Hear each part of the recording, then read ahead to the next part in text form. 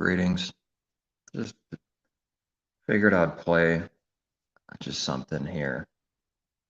Just, not that like we know what every little detail is and but to bring the question to mind and see that this is exactly what's going on. Remind people, to be reminded that every time we see a video of rich and famous people, the camera's on, that they're acting. How much or how little during any given moment, that's not really the point, but I thought this was interesting. I can't do an hour and what is it, 1 hour, 3 minutes, 40 seconds. So 1 + 3 + 4, it's 8. But anyways, the very first second of this thing is 13-year-old, that number we see everywhere. So here it is. Here's the God of so many people. So at 13 years old, I had a.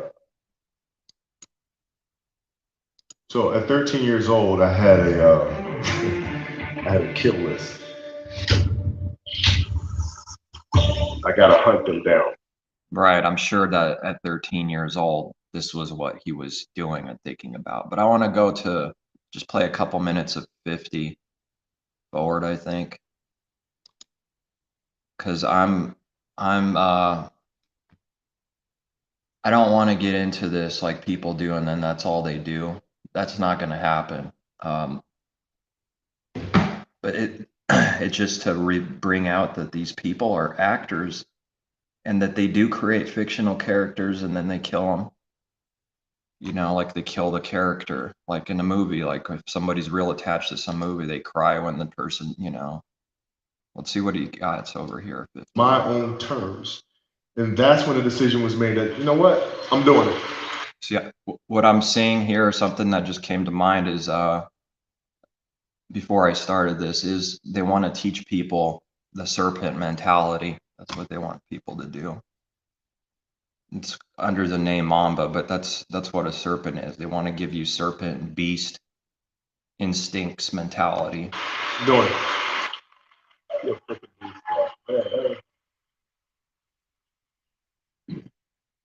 I notice a lot of times you go and you talk about, like, even the example you use, right? If your hamstrings are this, you're down, your wife's upstairs, your kids, you're going to think about going. So, did you have a lot of these scenarios where you use your wife and kids? There's no way I'm going to get through this. Was that a mental conversation you had that nobody could hear? Yeah, you got to lead by example. As parents, you got to lead by example. If you want your kids to. Throughout time, one thing I've noticed is like coming across anything like this at all is seeing through more and more of it and seeing what people are trying to teach people and do, but then just seeing how gross it is because it's not just truth being given to us. The camera's on and whatever they want to project, they'll project, the image of the beast, but either want people to see or teach, or what people do daily, what we do daily, if we're not seeing what we're doing, is protecting who and what we are and projecting an image that we're not such and such, like asking someone if they're okay 20 times, just like almost psychotic, because they're not okay, but they don't want anyone to know. That's what I've been saying. That's what I believe, at least a big part of image of the beast is, and everyone marvels and wonders after the beast. They're all listening to the devil. Do whatever it is they want to accomplish in life, you have to show them. You can't. You got to show them. And that's what I tried to do. And you're obviously doing that, man, at a whole different level. That's right. Alter ego. Let's do alter ego, and then I want to. That's why. Just maybe another minute or something. The alter ego. kind of going to the story side and how you went into the storytelling and you winning in the guys. This guy won an Academy Award. He's a basketball player. How the hell does that make any sense, right? Because they created the idea of giving awards, and then the people that give awards give the awards however they, it's not that difficult. There's a freaking Academy Award, right? So, alter ego. Alter ego. Sometimes we are so worried about what other people think about us. It's like, oh my gosh, what if they think I'm crazy? What if they... That's true. There's some true words there. It's just that these aren't the examples of overcoming that or actually teaching people to do that. Think I'm over obsessive or competitive, and what if this is like, you're too much, this is just not healthy for you to be thinking this way, right? Yeah. How did you get your mindset into this alter ego to be comfortable being Black Mamba? Like, how did that happen? It's a good separation for me, emotionally, to be able to put myself in a place where at practice or when I'm training during games, I switch my mind to something else, switch my mode into something else, right? For me, it's the equivalent of Maximus Decimus Meridius and Gladiator picking up the dirt, smelling the dirt. It's go time. Right? So that was my mental switch. It's like an actor getting ready for a film. You got to put yourself in that cage when you're... What I've been, because there's some extreme claims, and I think maybe some of the extreme ones might not be true, but like how much of it is it acting, like on a micro level, like sports and everything? How much is it more macro on some of them and more micro on other sports? Because there's so many strange things that line up perfectly together if you start digging into things. And then at the same time, I don't know if every little second,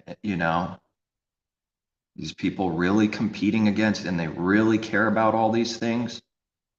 They put it, if that's, they put a good act out, I'll say overall. Overall, it's a pretty good act, but maybe to some degree, some of it's a little bit real, like not every single game, I don't know. That's what's been bothering me. And there's people claiming that there's magnets and they could make the shots, I'm not sure that's true. Maybe, I don't know. But it seems like this character, and this is a person obviously, but it's like from what I can see, he's playing the character.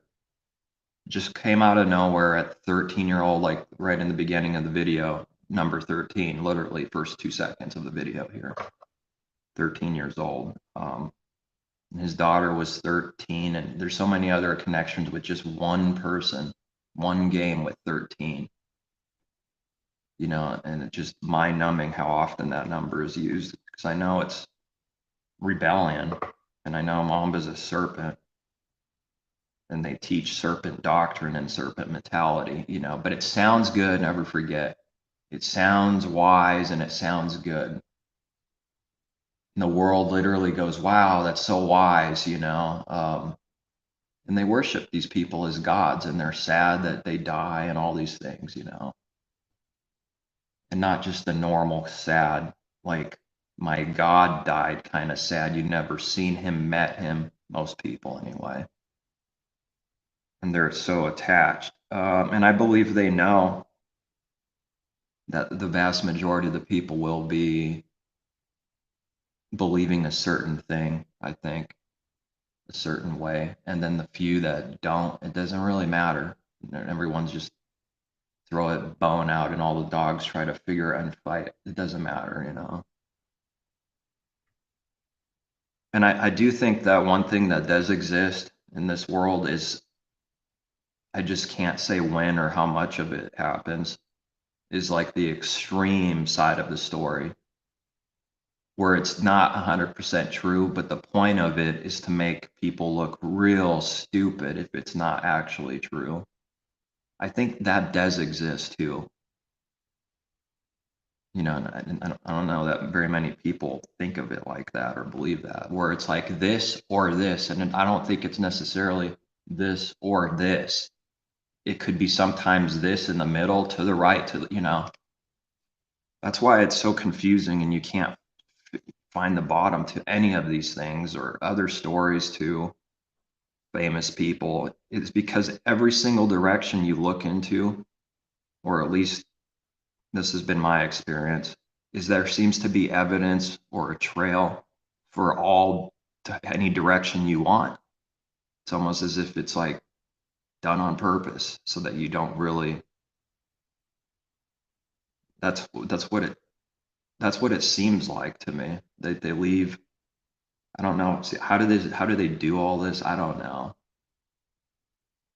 That's I know people can't bear some of the bigger things, that Satan deceives the whole world with the moon landing in 9/11 and the spinning globe.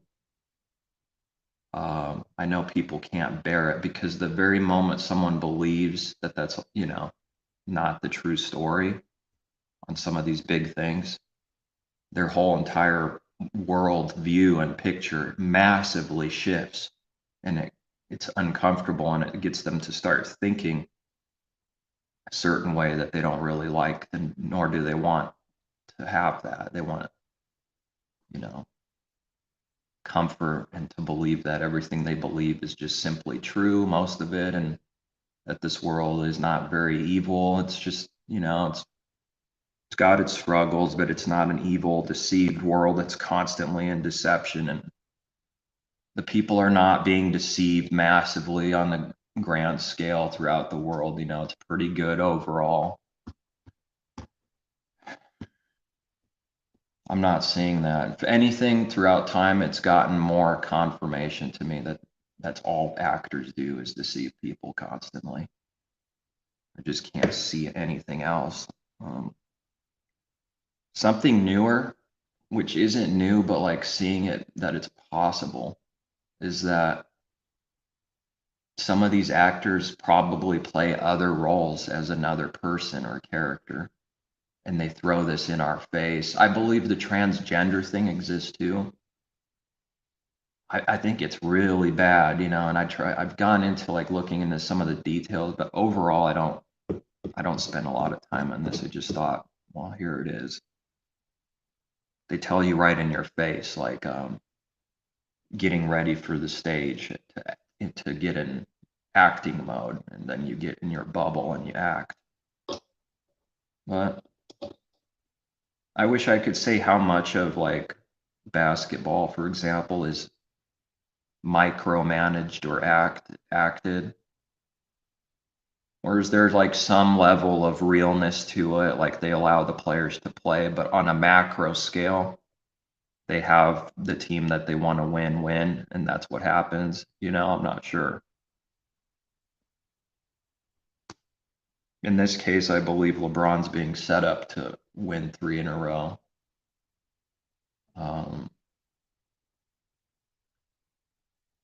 Who knows? What if they threw Kobe back in the game for a year to play with LeBron and he gets his 6th ring at the same time that LeBron gets his 6th ring? You see, that if they could pull this off, and I believe they've done things like this, that's a massive deception. That's real bad. That's a lot of power there. Now, I don't know if that's going to happen, and there's a few people out there think it's going to happen, because of some hints, kind of like the helicopter crash cartoon, where it was before this happened, right? And this is what they want people to believe. I don't believe it actually happened like that. I believe the purpose of that is to get people in the mindset to get ready to believe that's what happened. So then when the people look into this, they go, aha, helicopter crash. They plan this, and they want people to believe that, where I believe he's still alive, because it's just too perfect. It's too perfect. But then you look into, for example, on all the little breadcrumbs, there's like a path that seems like there's evidence for, Kobe was exposing some vaccine stuff. And it was like drugs in the vaccine, and he didn't want it to be there to be addicting. He was suing for millions of dollars. It's like this whole other leg is created out of nowhere. which contradicts some of the things the other leg has. See, it's real messed up like that. Seems like they all have evidence individually.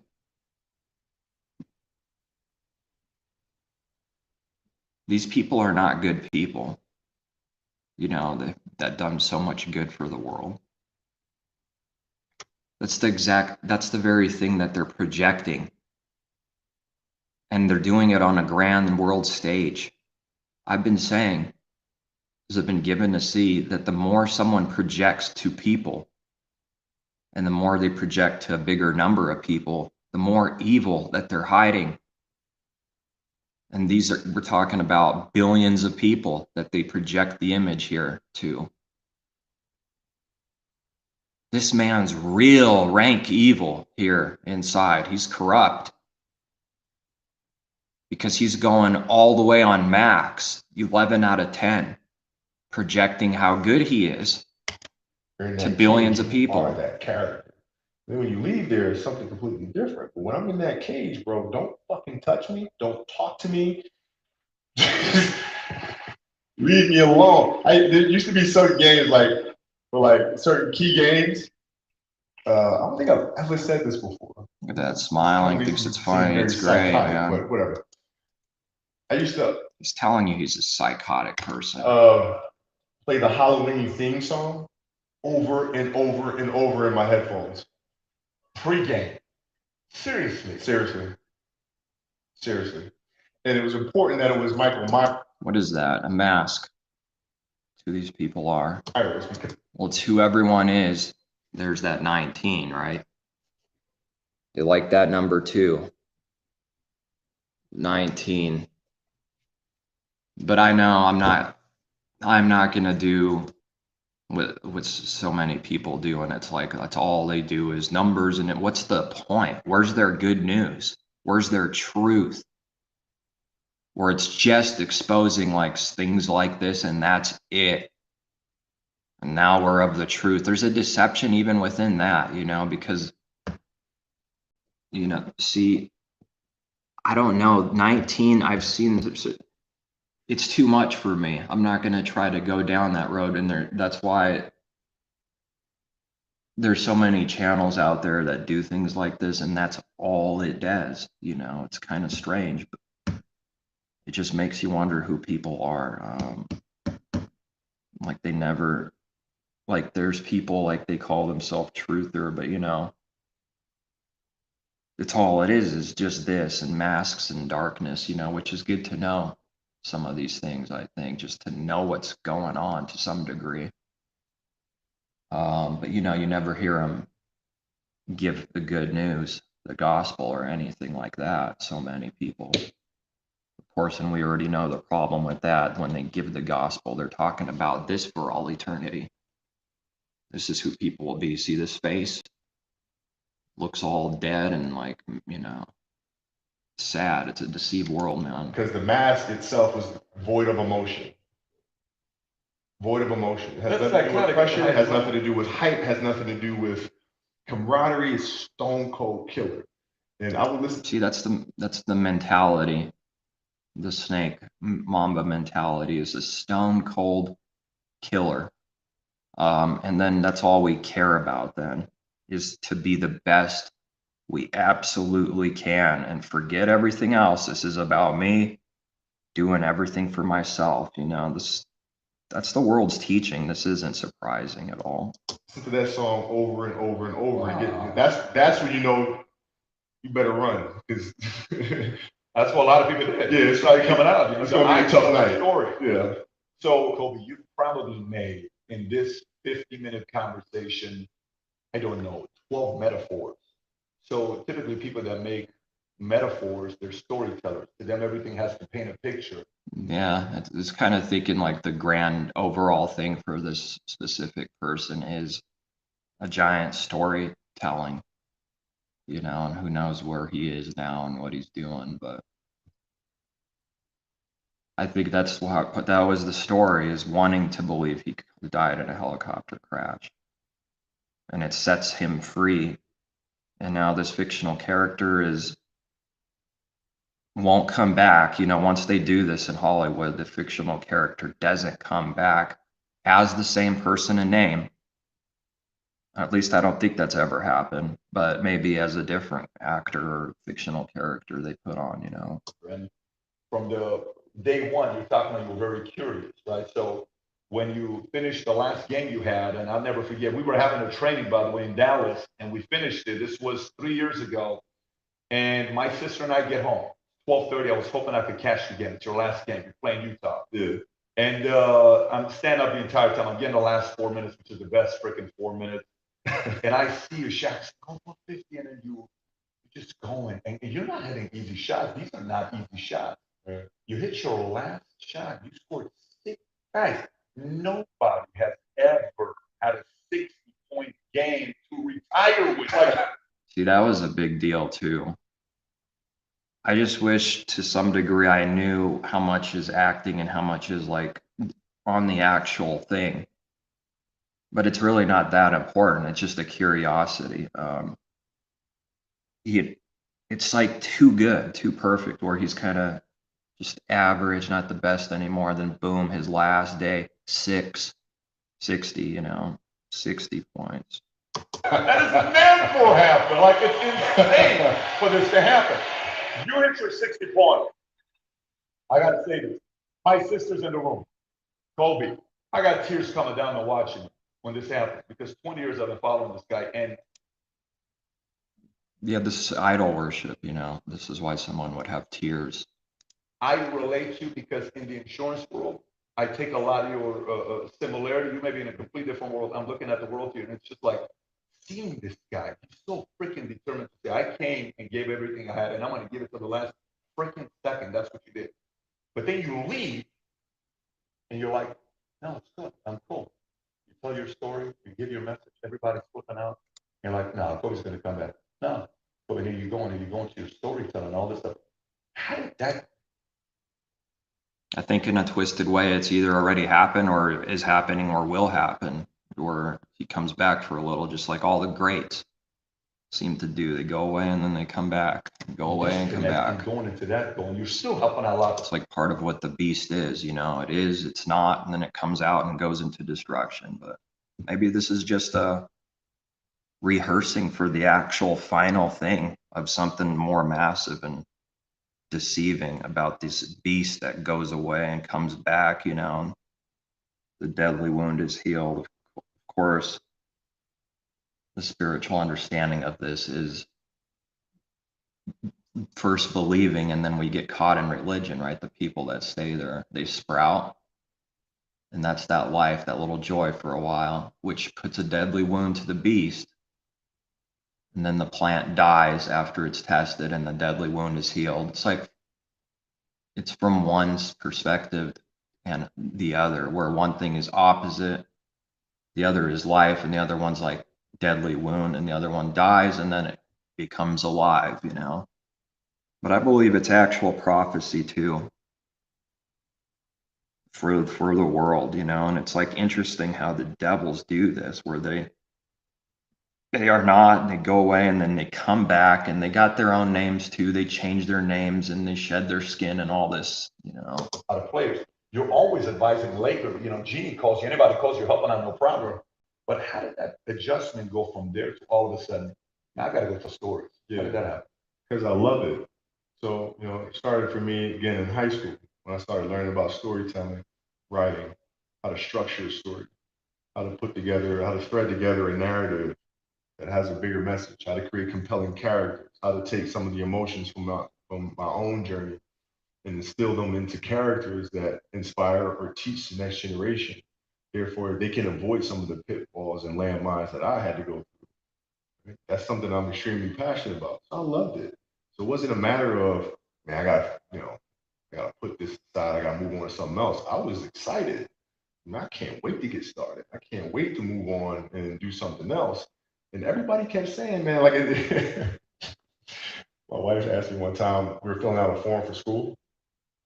And it said, That's another point I've seen and have heard it said, and I think there's some truth to it. Like, big time people and actors, like, they always have like this when the camera's on and it's like a big thing like this or anything, so many times they just randomly smile and sort of just start laughing like for what seems like no reason.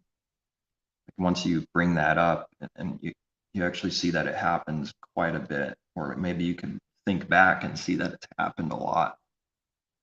Because I believe a lot of these people know what they're doing for that moment, that they're duping, tricking people. And it's like that thing inside wants to just like laugh constantly, you know. I'm not saying that's what's going on this very minute for this. It's just, I just believe it's true. All right, father occupation. She's like, what am I supposed to put down? You know, I don't know, storytelling. You want me to write storyteller on your kid's form? Wow. You know, yeah, I guess. I mean, that's what I'm doing. Because, dude, really? All right, fine. Just put producer. I don't know. Right. But during that year, everybody kept coming up to me and saying, okay, you're going to have stages of grief when you retire. You're going to go into a state of depression when you retire. And those are all normal and all sort of stuff. And I'm like, dude, I'm fine. Yes, of course you would say that. I said that too. I'm like, dude, fuck, man. So after a while, I just started listening, like, oh yeah. Mm-hmm, mm-hmm, mm, mm, mm. And you know, and then my competitiveness inside was like, no, I'm gonna do something in the next 20 years that is better than these last 20. You might not understand that. I'm doing that. you know. So the competitiveness kicks in. You've got same determination. What's your current work schedule look like today? It's different because I personally am not writing every word of the novels. I am not animating the films. What I have to do now is make sure that the people are challenging themselves to do the best job that they can. That's what I'm doing. Is for them to constantly look in the mirror, self-reflect, and challenge themselves. If you have a project, you're saying, okay, that's not the project you want. Projects that say, I don't know if I can edit that. I don't know how to write that. I don't know how to do that. Those are the things important because with that curiosity, you'll reach a level that you didn't think was possible. And so running the studio, that's what I'm doing. Are you a big movie guy? You're huge. Okay. How do you watch movies? Like, you know, my experience, people watch movies in many different ways. Not everybody watches movies the same way. When you're watching movies, how are you watching a movie? I watch them multiple times and I wear different hats every time. So the first time I watch it just as a fan for pure entertainment value. Then I watch it from the director's lens and see why he made some of the decisions or she made some of the decisions that she made for the film. Mhm. And then I look at the lighting. Lighting. Yeah, that's really to be in. I don't even know if I've ever heard of that. Watch it from different like people perspectives. He loves storytelling, loves movies, you know. I think they're just throwing it in our face that at least a big part of this in his case is just the Kobe Bryant died, his career, just like I find a title on YouTube that says it, where Kobe Bryant died, or Kobe is not dead, just his basketball career. And people can go to that video that's about 4 years old, which came out like right when he retired. And then 4 years later, you know, this thing happens with Corona, helicopter, whatever. And they tell you right in our face, you know, and I think they throw that in there and then they throw the other thing in little, maybe some what looks like evidence. I don't know. It just seems like no matter which direction someone goes, there's always compelling things to, you know, I think that's part of the trick. But candles and death everywhere, and then they say, oh, you know, it's all good. It's like somebody just showed up to some place that's all set up. Oh, we just happened to walk by and here we are. You know, it's crazy. People, they get you away from believing that there's a camera there, that they probably traveled hundreds of miles or flew on the plane or did whatever to set this all up. They didn't just walk by one day and, oh, we found this empty room with candles and posters and smoke and mirrors and a bunch of, you know, jerseys everywhere. Kobe's not dead. People actually start believing that, you know, that they just stumbled upon this. It's amazing. People will start believing that. They didn't stumble upon it. It was perfectly put together. It was planned in advance and people thought about it and a bunch of people set things up. And then they go, okay, what are we going to do? Well, this is what we're going to do, you know? And then they start the camera on and get ready to act, you know? It's not that complicated to figure out what they do. It's just what's the problem is people just can't believe that that's what's going on, you know, on that level.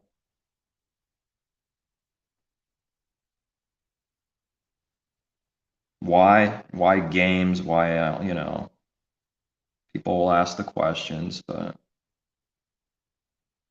this is part of Satan deceiving the whole world. Like everyone's an actor, and then they're surprised that the actors are acting. Or like their favorite star is acting, you know. Oh yeah, lighting is extremely important. Of course. Oh yeah, Yeah, then, now listen to the music. And then you can challenge yourself by really understanding the director's point of view if you watch a film without music and without sound. Then you can actually see the film for what it is. So I watch it at different stages. I mean, obviously, Academy Awards that you won, the gentleman you hired for the sound, wasn't it John? Is it John Williams. John did the Williams, music. right? And John Williams is like the GOAT in his world. Bro, he's the modern day Beethoven. Yeah. This guy's composed any song right now that you can remember from a film, he's done. Superman theme, did that. Indiana Jones, did that. Jaws, did that. Harry Potter, did that. The Olympics theme, did that too. I mean, the list goes on and on and on and on. And, you know, he's like 85 years old. It's crazy. Yeah, man. That's crazy. Yeah, he's doing a new Star Wars film now. Oh, Star Wars too, that part. He did that one too. Yeah. So when you say recruiting and putting your team together with your projects today, who are you? Like, you know, if you're putting a basketball team together, you need a GM. Star Wars, that's kind of an interesting thing all by itself. Star Wars. It's amazing because I think that's been part of the belief and illusion of, you know, what they say is up there, space, and that they went on the moon is actually Star Wars and Star Trek and whatever. I think these things actually do. It works. They wouldn't do these things if it didn't work. It's like a spiritual sorcery and witchcraft. And president, you know, trainers, all this stuff, assistant, the coach. What do you need right now when you put Like, for example, right now, I'm building out an animation house. Right. So you got to start with the head of the snake. You got to look at the person that's You just say head of the snake. better understands the type of animation that you want to create. And they have to be obsessives, have to have a knowledge base, a historical knowledge base, because I love people that understand the history of their industry, ins and outs of it all. And then you bring that person into the picture, and then you allow them to do what you brought them in to do. So you leave them alone, kind of like Phil left you guys alone to do. I'm not going to hire you to tell you how to do your job. Got it. So recruiting, obviously in the league, you were known as a great recruiter. So what is your recruiting approach? So if you're sitting down with me, I'm somebody you really want me on the team. What's your approach to recruiting? You want first place, come play with me. You want second place, go somewhere else. This is too much fun here. Final thoughts, man. What are we going to see? What is that in the background? Those like toys. Those like Transformers or something, I don't know, just weird. Maybe not these specifically, but they kind of look like, I don't know. I'm not familiar with Star Wars, I don't think so. I do believe that's what happens to these people, you know, like here's like a face, a mask, you know. Yeah, with Kobe next 20 years, what other projects you got in mind that you're working on right now? The biggest challenge for us is looking at the entertainment industry and how to diversify it, particularly in animation, but also in writing and young YA novels, middle grade novels, how to create more diverse characters, how do we have better representation, how do we create better opportunities, not just ethnicity, but also gender diversity. I have 4 girls, right? So my mission is to make sure women have opportunities that they haven't been afforded. That is I mean, I'm the father of 4 girls. So that is my next obsession is how do we lead that charge from the front? How do we take an animation industry that lacks in diversity, substantially lacks in diversity? How do we take some of those old animation techniques and teach a whole new generation of animators to come in and create films and inspire the world? And we're getting after it. I think everybody knows crystal clear Kobe's going to get whatever Kobe wants. That's crystal clear, man. Brother, appreciate you for coming Thank out, you. and truly, this has been a blast. Make Thank some you. noise, Kobe Bryant. Thank you. I got a gift for you, man. I want to give you a gift. Thank God. Let me give you this gift. All right. Let me give you this gift. You have it. So first one I'm going to give you is this. This is something that you represent, and we have to go get your size. And it's just saying that post game, you are now an entrepreneur. So we're giving you a shirt that says, I'm an entrepreneur. Entree pre, you know, or I don't know, I'd have to look up that. There might be something to the 3 different things there. That's yours. Word. And next one, you said script. So we went and got a Star Wars Force Awakens script signed by J.J. Abrams. Brother, because Oh, man. Space. Oh, that's amazing. I hope Bro, you enjoy it. thank you. I hope you enjoy it. Thank you. Thank you for coming on, man. Thank you. Thank you for coming on. Thank you. Thank you. Everybody make those Kobe Bryant. Thank you.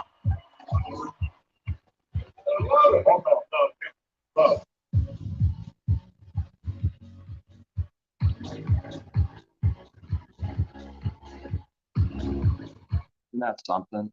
This kind of stuff like blows my mind more and more. As you become detached from like worshiping people in your mind and heart, you know, and I'm just looking at this and I'm in awe. I just can't believe it or anything like it. It's hard to believe. Like, and these people talk about worthless things and they make themselves look good, very good. And they want to help kids and write stories and all this stuff, you know. In the middle of a giant lie. These people are not what we're seeing on the outside. They can't be. They can't be. You know, they're highly paid, trained actors that know how to be tame and act tame when they need to, you know, or act a certain way when they need to. That much I'm convinced of. And once you become this, everything, it was already bad as it is with everyone projecting the image of the beast, but that they go like on a new level. Everything about them must be fake and fakery, man. I don't know. But I do believe they actually have a love for like whatever they love, you know, whether it's Star Wars or whatever, you know. Because that's people like that kind of stuff, you know, like the high attachment. This is kind of an odd video, but it just makes the believer look even more crazy. Because these people are so magnificent and good, you know. Can you see that? They're such good people. It just makes truth, whatever that is in general, look crazy. Because because everyone's believing these people are exactly what we see here, and that's it. It's amazing because every time you see one of these people, like, oh, I want to see what's going on with my favorite actor. They got a camera there and it was, here it is, start the camera. And when they don't want cameras around, that's what's going to happen, We don't know what they're doing or who they really are. Only whatever they're projecting and acting to be, we can know something,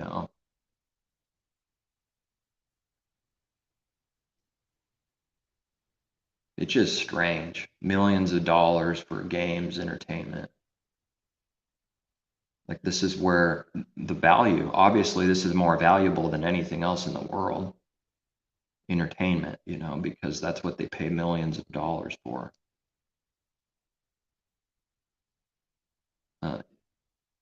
For something that you can go without, you know what I'm saying? Like, it's not something you need to live. But then again, from the devil's perspective, they do need it to live. They do need it to live, actually. People need their entertainment. They need their stories. They need their dramas. And we're just watching whatever they paint picture behind the camera, in front of the camera. We're just watching it unfold. I think it's getting worse because of the ability that they can do this trickery even better with technology. I think it's just getting worse. So it's like Satan's lying wonders. This is part of it, I believe. This is part of it. He's just a giant masquerade as an angel of light. The whole entire world's marveling and wondering. Can you see it from like spiritual, their heart? They marvel and wonder after something in this world and things in this world. And then they throw in God every now and then and say, well, God gifted talent. It's just a masquerade. These people don't believe in the creator of the heavens and earth. And if they're religious in some weird way, it's the God, the Satan, that's who they're talking about. And they flash their symbols up and they show you everything about, all the evidence that people won't want to look into. They just get angry that these people worship the devil as their God. And they throw that God in there just in general to sort of paint the picture, keep the image going. Like, oh yeah, God, don't forget God, the creator. That's why they, when a snake does this, snakes laugh and they clap. But when someone speaks the truth and mentions what this God is and what people do, you're going to watch all those people get violently angry and want to go away. It's just making them feel and look good when they say these kinds of things. And that's what religion is for, to do. And that's why I can't go there. And I've been invited a few times over the last, I don't know, few years, but I went like 2-3 times to one different place just to see what's going on in there, and everybody's a family that used to go to the other one we grew up in, the church world. They church hopped. And then like some time passed and they're like, you want to come over? And so I came over there and listened to what they, listened to what they were saying. And it was just disbelief, disbelief. I just needed to get out of there, and then they say these things and people go, wow. Like I remember one thing when the minister was saying in this other church is something about Billy Graham and how like certain people like say he was like no good or something, whatever it was. I wish I could, something in that direction. And like even the own friend I knew that grew up in the church world sitting next to me, not a member, not yet, not repented yet for the church world, but even he went like, wow, what on earth? These people are being taken, man. They can't see truth. Everything that comes at them, they're gladly accepting a lie. But when truth comes, oh no, these people think they're good people and they just march after the devil. And they're full of devil spirits, There's no such thing as someone that's not worshiping the creator of the heavens and earth. That person's not resisting the devil. They also are devils, getting sucked into one of many. And it's interesting because the people you think that are like wiser or smarter, or maybe they wouldn't get angry, you just find out they're doing a different masquerade, and it's trickier. That's all. When the truth starts coming out, they all hate it. That's what I've seen. And their mask starts slipping off, and it's a really ugly thing to see. It's a real ugly thing to see. Their masks just start slipping off. That's right. They hated you all along too. It was just using you, controlling you, that's all it is. As soon as someone sees that they don't need the other person, that they're not being controlled by someone, they're going to start desperately coming after you and going, do you need help? You sure you don't need that? Do you need help? Can I do this for you? Are you sure? And they actually get angry that you say, no, I'm good. I've seen it too many times. I know what I'm talking about. They don't want to help you. They want to control you. And the masquerade is, do you need help? They're using that cover to try to control you. They don't want to help you. And anytime somebody wants to help someone, it's because this is an opportunity to look good in front of people.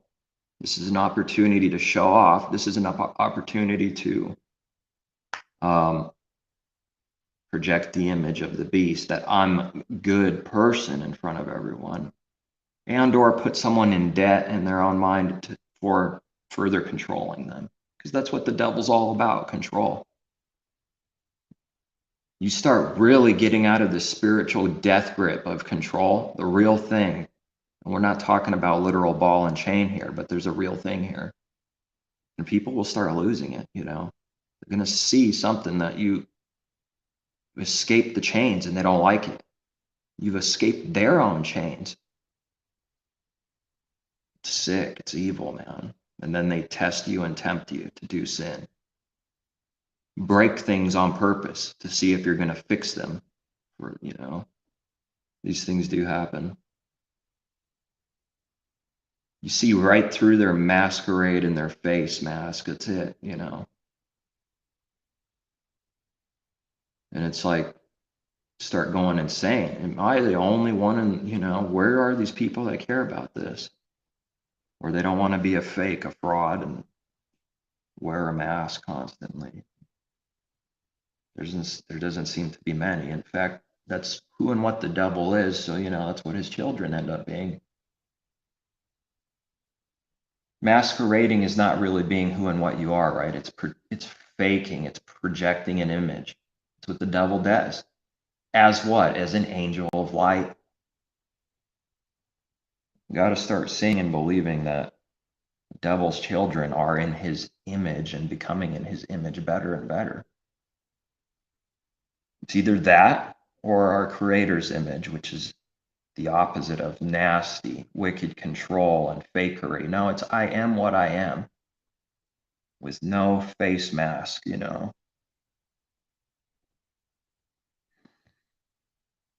It's these kind of things that start getting spoken and people start jumping and going crazy. I've seen it. I've seen it in comments. I can't really do that stuff as much as, because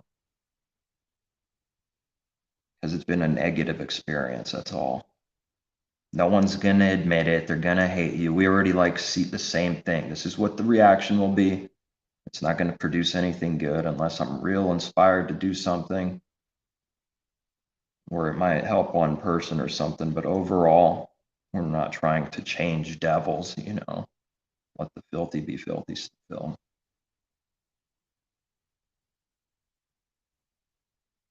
We're not trying to go by our own power, is what I mean, and really start hoping and believing by our own words and power, we're going to change. We just rely on our Creator. That's it. If the word does something to them, it does.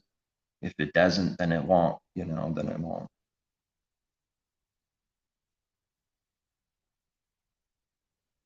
There's a lot of tricksters out there, and I believe I've been tricked, I believe I've been tricked pretty massively, actually, into believing there's another believer out there. They have a lot of knowledge. And after some time, months later, looking back, it's like he shows you things. Like something wasn't right here all along.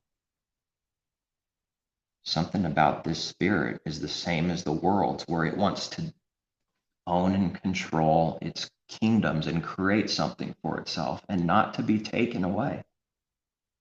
So when a word like kingdom is mentioned, that Jerusalem, old Jerusalem is kingdom, they flare up automatically, just get angry all of a sudden, and I'm going, wow, what did I trigger? Didn't try to, just random.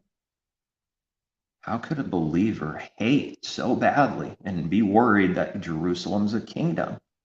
Something about it triggered something deep inside that they don't like or believe, and they're masquerading. They don't believe in Messiah, the kingdom of heaven. Nothing. They just masquerade it. They're God. They're going to do things. No Messiah is coming to take away the kingdoms of this world. That's what they all have in common. Some of them are just a lot harder to spot, a lot harder to see through because they do a better job. It's like this person here has been working with the devil for years. They really do a good job, And these actors on TV and stuff, they do a good job too. Overall, there's times where it's like, oh yeah, that was pretty obvious, but overall they do a pretty good job doing their act. People say, I love this person, I love this actor, this character. Like I've heard believers in the church world I know say things like this, like, what? You love them? What are you talking about? Just a great man, great guy. It's just whatever that character is. That's not who that person is. What do you mean you love this fictional character? But they actually have attachment to the actual person, man or woman, the actor, and say, like, this is who this is. They're great people. Totally delusional and blind, man. So then when he starts showing us these things and we don't have interest like we used to, and it starts slipping, they start looking at you like real weird because you kind of went along all this time for the most part with whatever, and now you're not. What do you mean you don't do this? Or in their mind, they're thinking, he doesn't like this. He's not doing these things. Doesn't want to do these things. See, those thoughts start coming up in people's minds. And that's when the enmity really starts coming in, is when they see the works of someone, they cannot believe it. Somewhere deep inside knowing that, well, this is evil, right? But they justified it a long time ago. Whatever it is, whatever sin. Somewhere knowing that, okay, yeah, we're not supposed to do this or that or this or that. But everyone does, and it's not a big deal, When I see someone actually doing these things, that it gets furious and angry. When they see it's not a masquerade.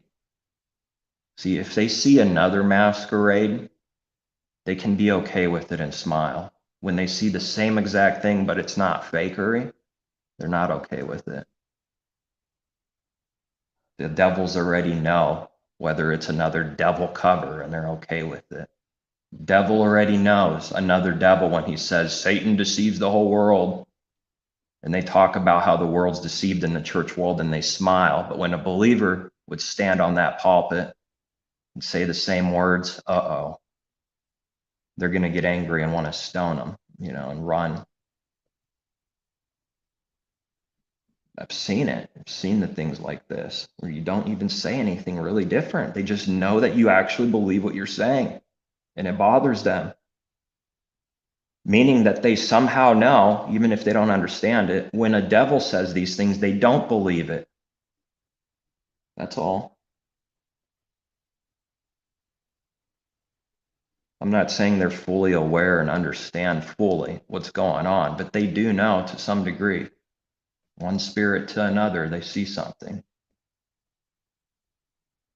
So when the devil spirit sees the Father's spirit, it starts getting angry and jumping.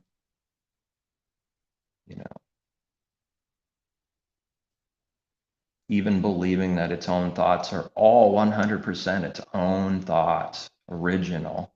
I chose this. How about the devil chose it for you? How about our Creator chose your own delusions? Oh, that's not true. That's evil.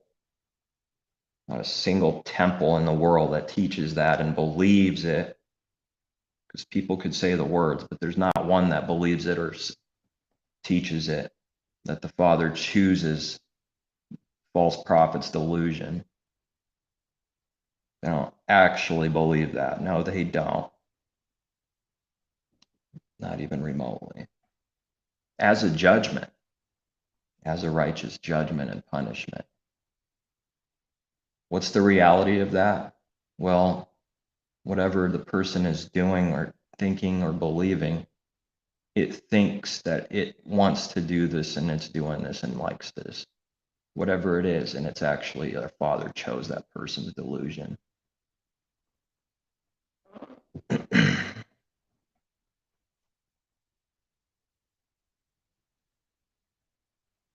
Yeah, I don't know what else to say about it. I mean, there's more to it. I'm just like saying it simply. Like through the process of time, people don't realize why they believe certain things.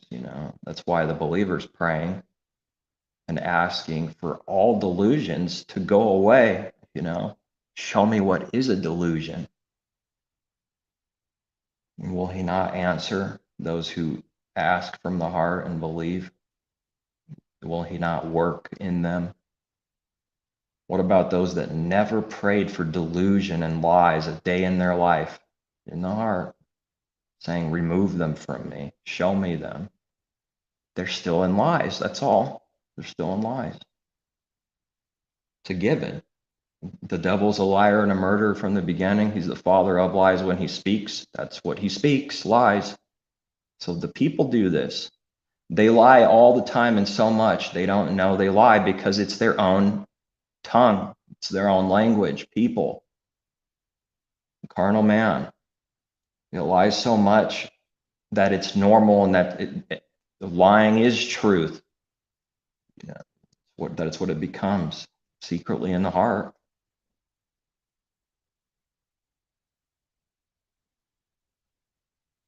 Every liar will have their part in the lake, It's a big one. Lying is a big one. Minister going up behind the pulpit Sunday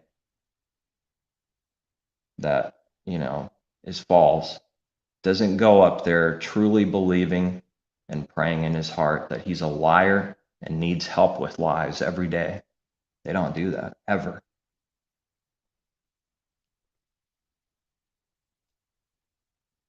Because there's no such thing as someone staying in that delusion and our Father doesn't actually answer their prayer, through time. Just pulling them out, showing them what lies are, So anyone who claims that, no, they are asking and they're asking from a genuine heart, well, then they call my Creator a liar. It means people are genuinely asking and he's not answering and he's not helping. And they don't have any verse to show me that this is who he is, that someone who genuinely asks, he's going to ignore as if you say nothing, you know.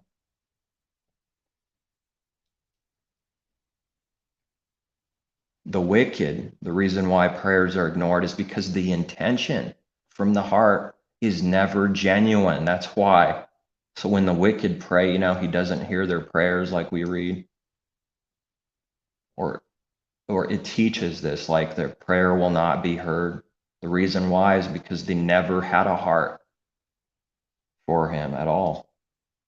And when the time finally came, it was only for self-gain. Well, help me now, you know, help me now. And then he doesn't hear them.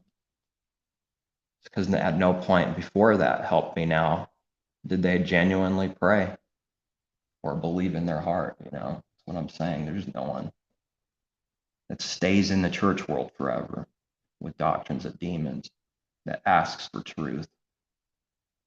It doesn't exist. It's a bold claim, I know. It's a crazy claim, isn't it?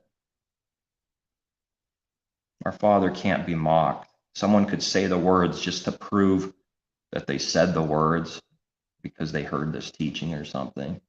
When they say those words, in spite, their heart was 180 from actually believing or wanting to that. And then they go, I said the words, Ryan's a liar.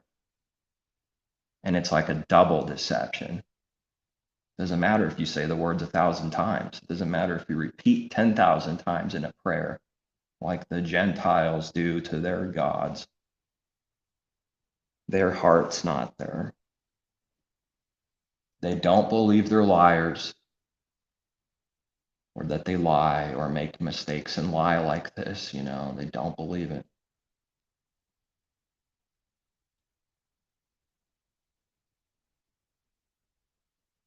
It's ugly. So what is a prayer out loud in the building? It's a masquerade. And people say that was a good man, a good sermon, good prayer. Because it did all the right things for their flesh. That's why it was good, and they all can say that. Tickled their flesh, tickled their ears, that's why.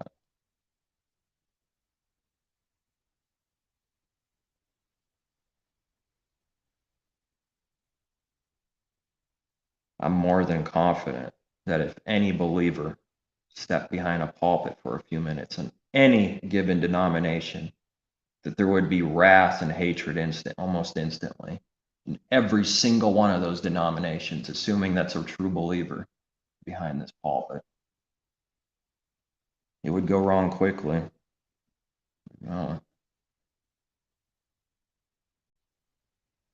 The job of the devil is to look good. The job of the devil is to go, I don't do this. I don't worship Easter. I don't do this or that. That's the devil's job. People need to wake up. That's what he's doing, masquerading 24/7. So people do that, making you look crazy. That's what their goal is. I don't worship Easter or Christmas. Yes, you do. That's why you got together yesterday in a group to eat and have a feast on that day where people had days off and stuff. They do that and get in a group and then they say, I don't celebrate Easter. That's the devil right there talking back to you. That's the devil murdering someone and going, I don't murder anyone. Who seeks to kill you? You seek to kill me, all you hypocrites, Messiah is saying. Who seeks to kill you? Who? What else should we expect? Don't be surprised. That's all you're going to see and expect from a fake believer. And it's real good at doing that. And it will never stop doing that. It can't stop, won't stop. Don't I hear that in the music world somewhere? Through words in plain sight. Can't stop, won't stop.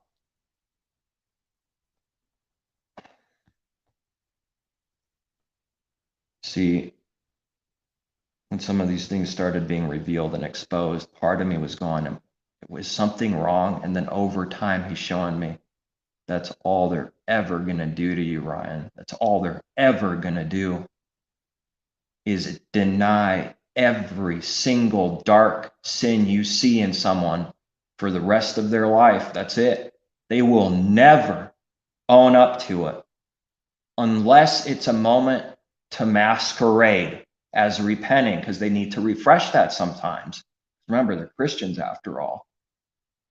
I used to do this, and really I lately felt bad about the things I did. It's the devil talking in them, man. I'm telling you, there's no truth in them. It's all darkness.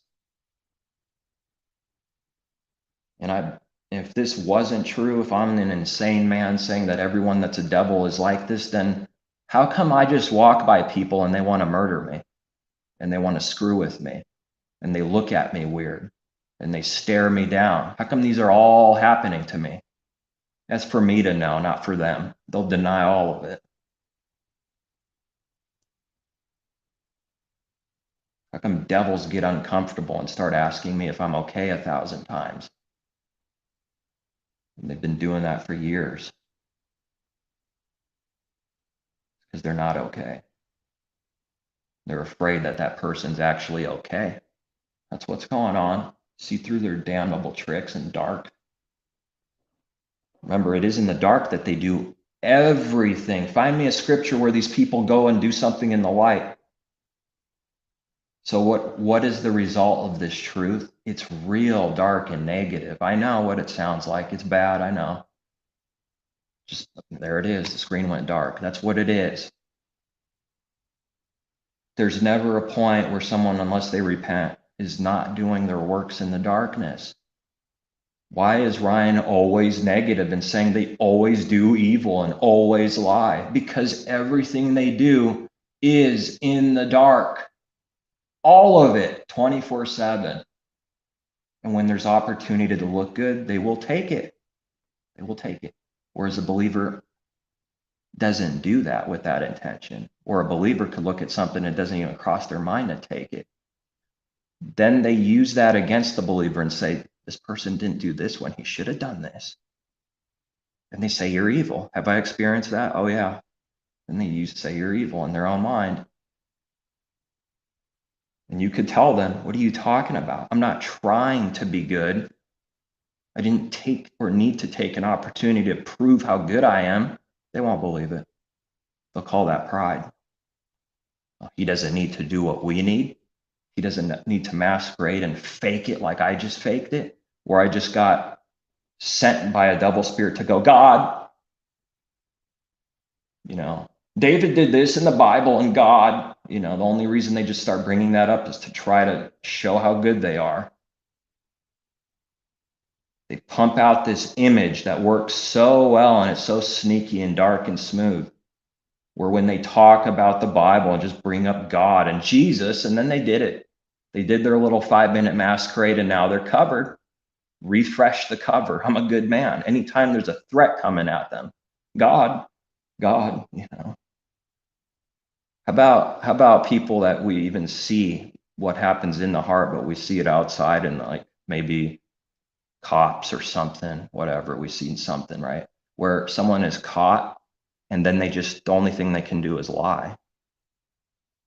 And then the cop goes, yeah, they they know already or figuring it out.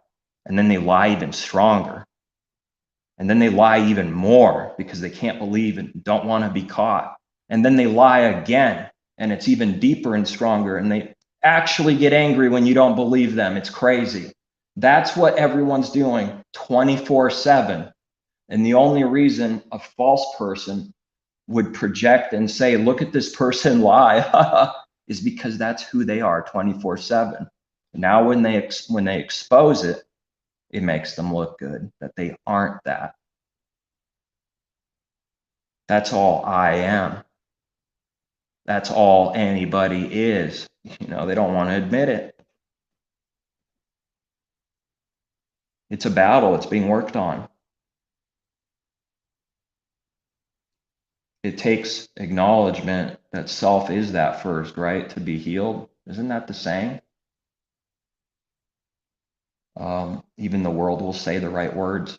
None of them do it though, because they can't.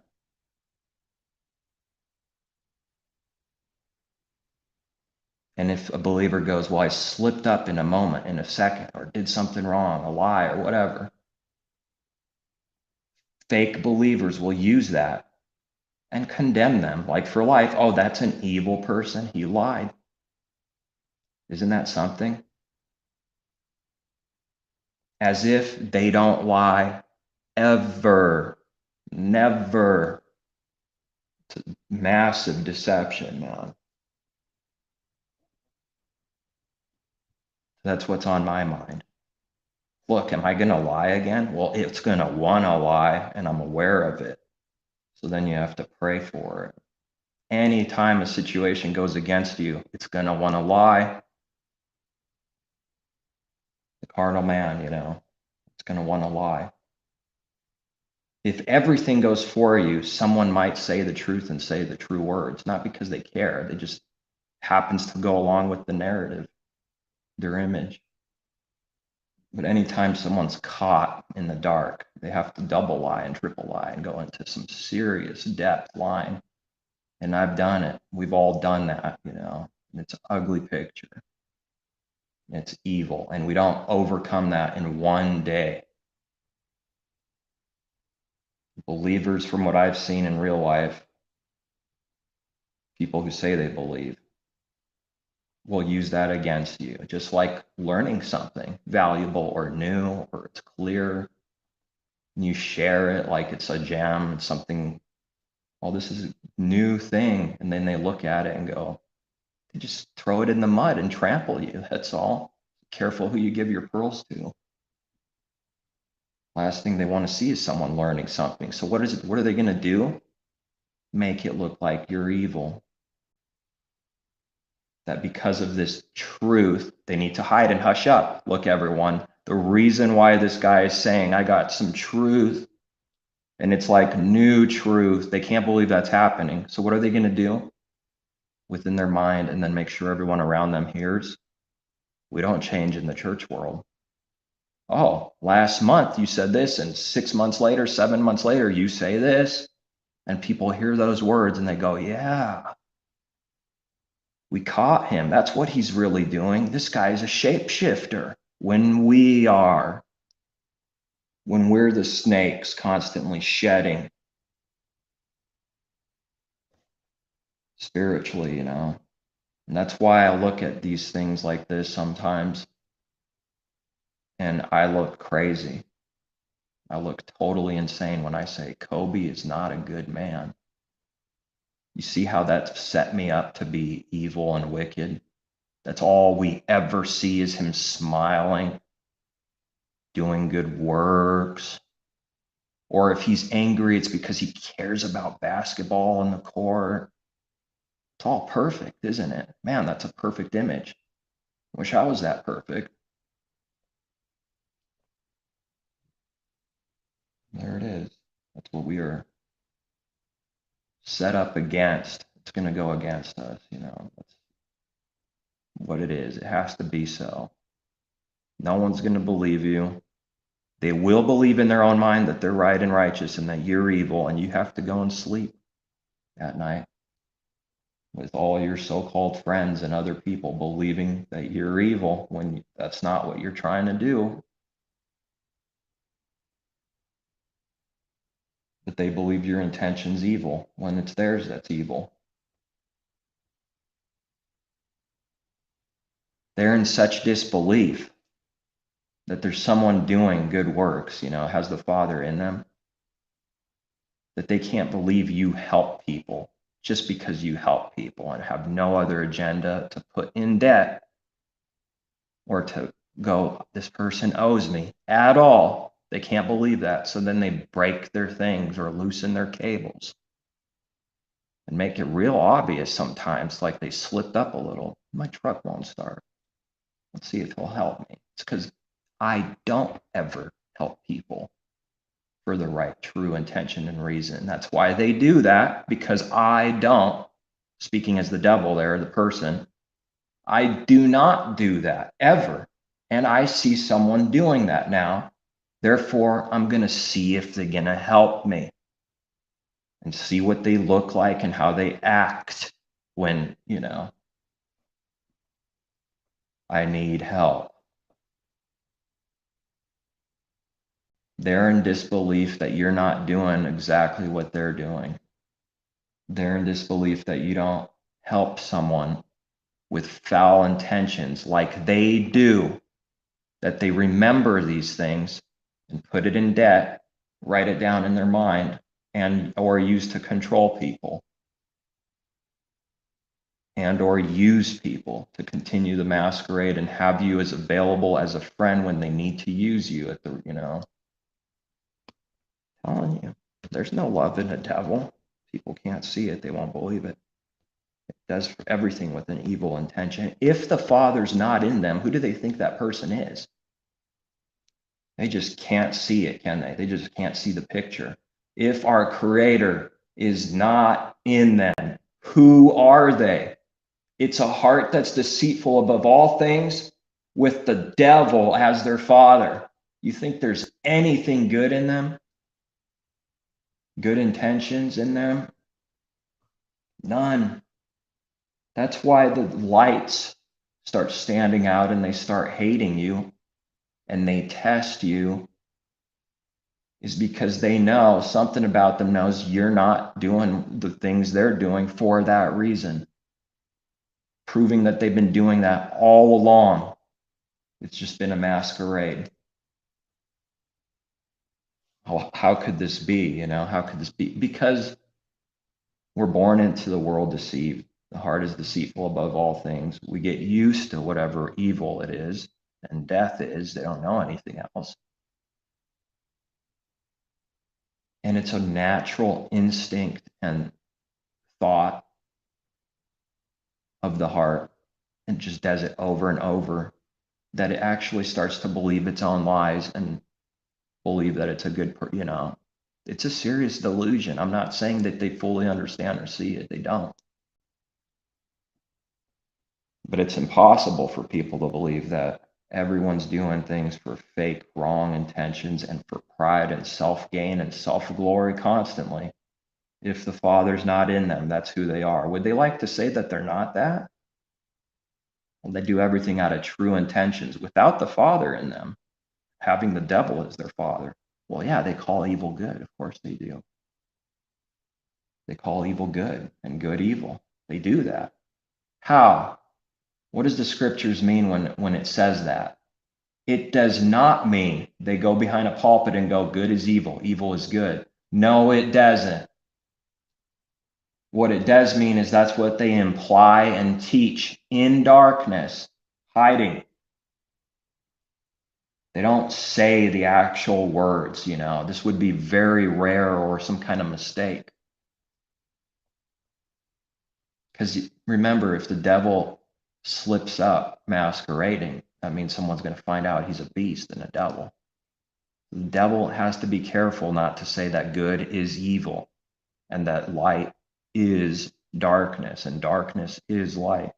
What do they do though? Well, Sabbath starts at night, day starts at night, new days, and they're telling us right in our face that light is darkness, but they don't do it openly. They do it through the leaven, the doctrine that they pump into people. And whatever they pump into people, they also become one in the flesh, right? Adam and Eve, one. What happens if you're one in the flesh with the harlot? Well, you become that person. Spiritually one, see? Like minister behind the pulpit, so like all the blind people below him.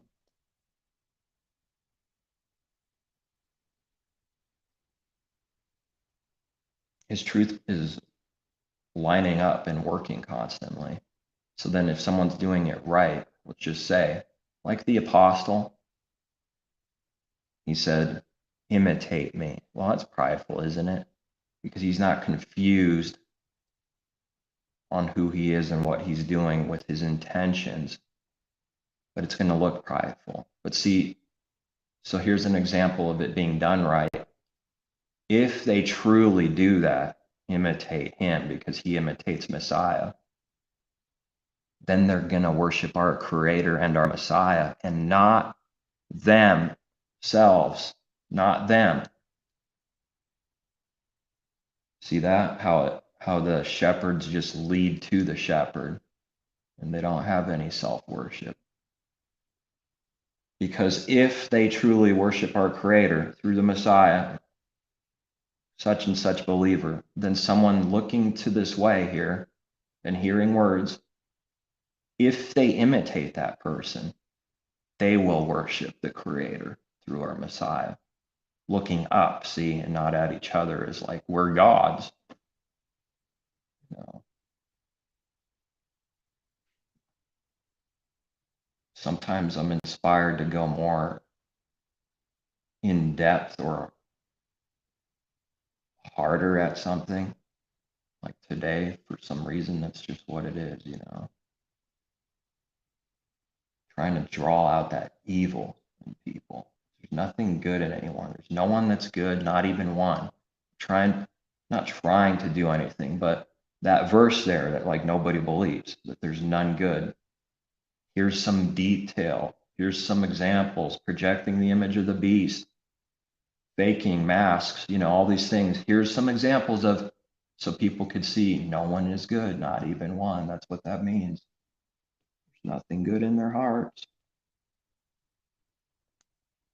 So evil to a believer looks a lot different than evil to the church world. Evil to the church world is literally just like slapping someone in the face, not smiling when you should be smiling, angry when you should be, appearance on the outside. Evil to the believer is smiling all the time while they have hatred in the heart secretly for someone. That's evil, but it doesn't look so evil, does it?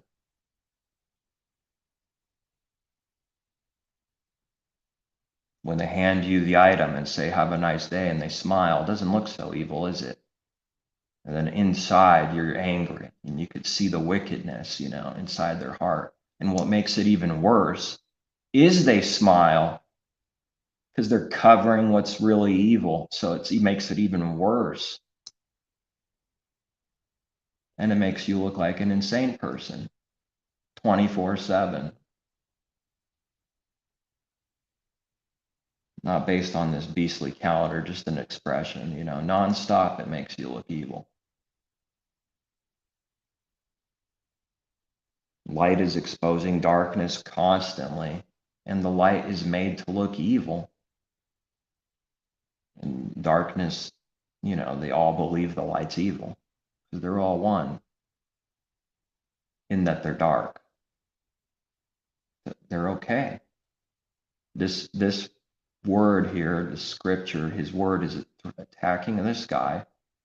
It's also attacking all these other people. So in a time of need, these devils will gather together and become one in the darkness for a moment to try and kill off that light, because he's not just talking about one person. He's talking about all the darkness that exists. And they each individually hate that this darkness is being exposed. So they all get together and they want to snuff it out.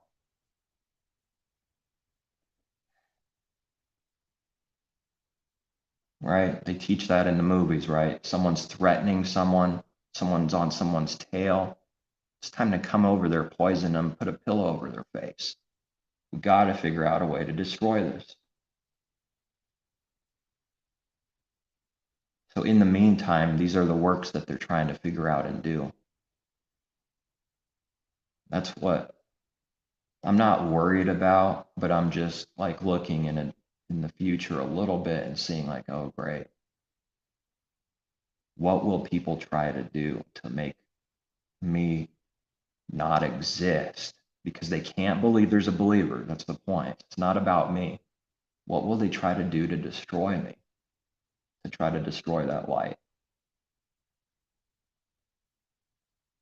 So it's like you're on guard 24/7, everything everyone does. It's like with fake foul intentions. oh, I need to come over to this guy's house, see what's going on.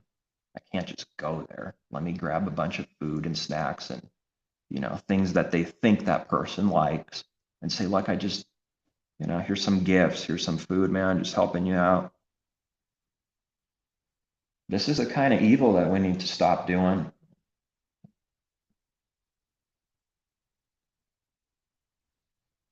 Where we build another thing up, but that's not the true reason we're doing this, but we just use it as a cover to get there. This is hard. This is difficult.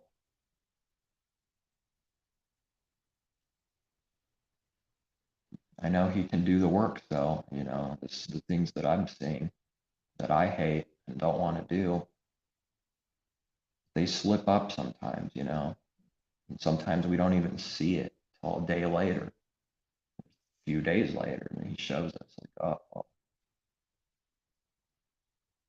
the very thing that the church world constantly hides from. They could never talk like that or ever acknowledge that they slipped up and lied, did some evil thing in the heart. That's the very thing they're guarding 24/7. They're just protecting that's who and what they are. They're protecting who and what they are.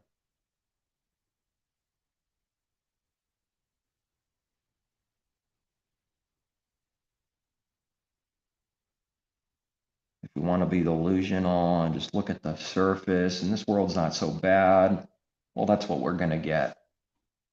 Darkness there, but that's what we'll have. Then we'll believe it. Whatever someone wants to believe, the Father gives it to them to believe and lets them believe their own lie and sends it to believe their own lie. You want to believe this world is good, it's not deceived, we went to space, these people don't hate us, they have their best interest for us, Corona. You want to believe all that? Okay. So you will. So you will. I'll make you deceive then.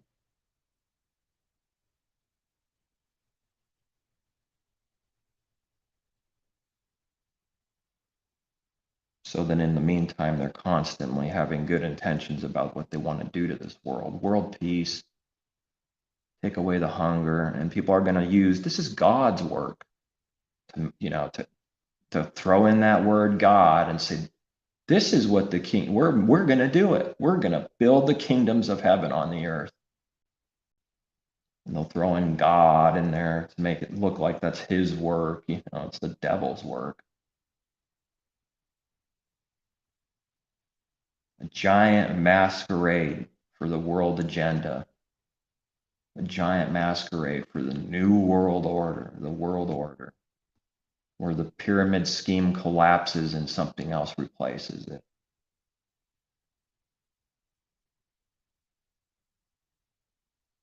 And people will be begging for it by the time it happens. They'll be begging for it.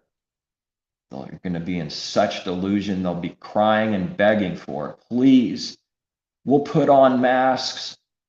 We do that any day, we'll gladly wear masks, even in bed if you tell us to. Just do this for us. It's bad, man. That's where it's going. It's already there and it's going. Both are true. So it is now and it's coming. I've seen the spiritual love and worship, all kinds of people in the church world that I know. Personal love, spiritual love and connection with Donald Trump or Biden or whatever, people in the world. Gave him an answer once in a little group playing some games outside, invited some time back. A friend's place. What were we playing? Just that cornhole or some other stuff, just whatever outside, right? This starts coming up and it gets it gets heated. What this was while Trump was still, this is before the election and everything. About China and who's going to win, Trump and whatever. And I was just sitting there like, ah, great, here we go, you know. Then he finally asked me, what do you think? I'm like, basically, it's nothing to me, you know, I don't care. Um, Not important to me. It's the last Trump. And they didn't like that, you know. Instantly, one of the person walking past me, kind of like, you gonna, oh, he's gonna vote for Hillary. You know, these people are my brothers. Sorry, not buying this damnable Republican or Democrat thing. All I've ever seen is evil fruit from it. You don't join us, you must be one of them over there then. You must be whatever I think you are in my mind, some liberal wouldn't didn't vote this year. What'd you do? Vote for Hillary then? You didn't vote for Trump? What'd you do? Vote for Hillary? What can you do, man? Have fellowship with 5-year-olds and you're like 30 or something? 40, 50? It doesn't work so good.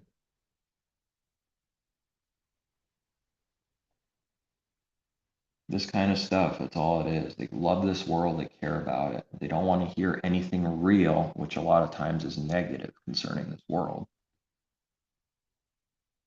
That no matter who's the president, this country's going down, and they don't want to hear that. They want to hear God is coming, clean out the swamp. Who knows? Maybe Trump will come back.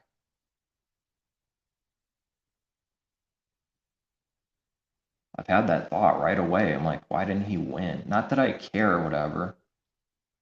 I really thought he would, though. I'm just wondering if he'll come back. This whole thing of going away and coming back is what the devil constantly does.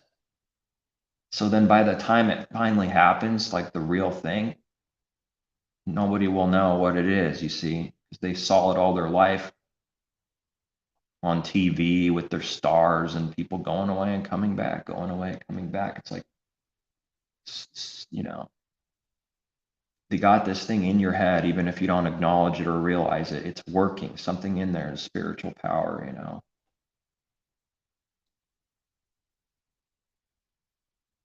Maybe we've seen clips of cartoons knowing that this is what they say happens in the future so many times. And I think there is a cartoon of Trump in a casket or something for The Simpsons. I don't remember. Is it going to be a fake assassination? Is it going to be an actual one? Just more JFK confusion and moon landing confusion, right?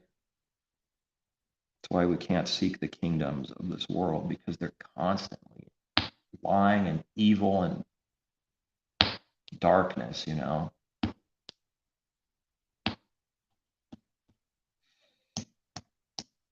I don't know what's going to happen, but I know that they're devils.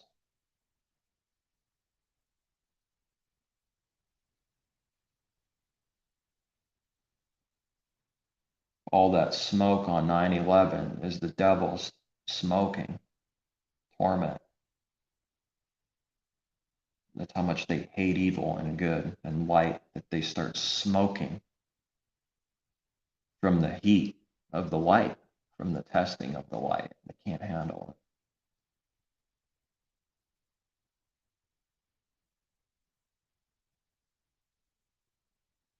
You got to remember, these people don't have anything else. They don't have a creator. They don't have a Messiah. They don't have anything. So they have to love Kobe. They have to love a brand new fridge that they bought, games, computer, basketball, actors, movie stars. They have to have gods in their life to worship and love material things, you know, in the heart.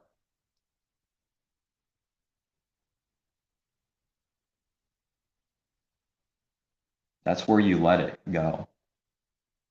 In the heart, you let all these things go. The love for it dies. And people will see it. And we don't even do anything physical so many times, you know.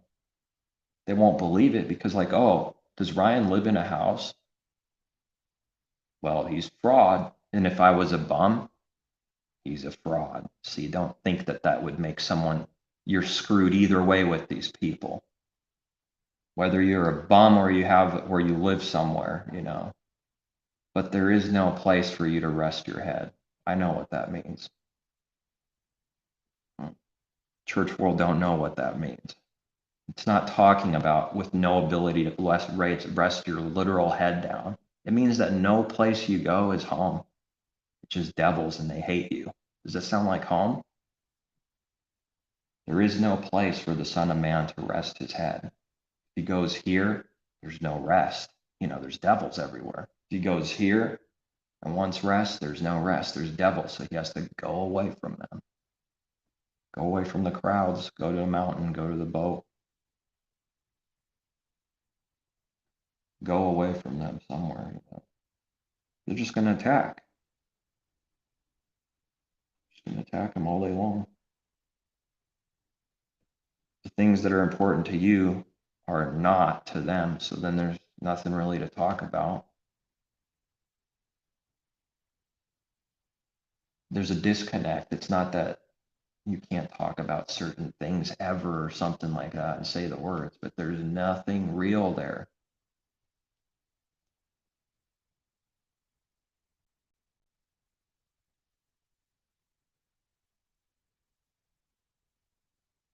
Growing up, and it appears you left them behind. And they're going to hate that, right? Because they don't see that perspective of growing up and maturing. And it looks like you're leaving them behind, but it's them that don't want to grow.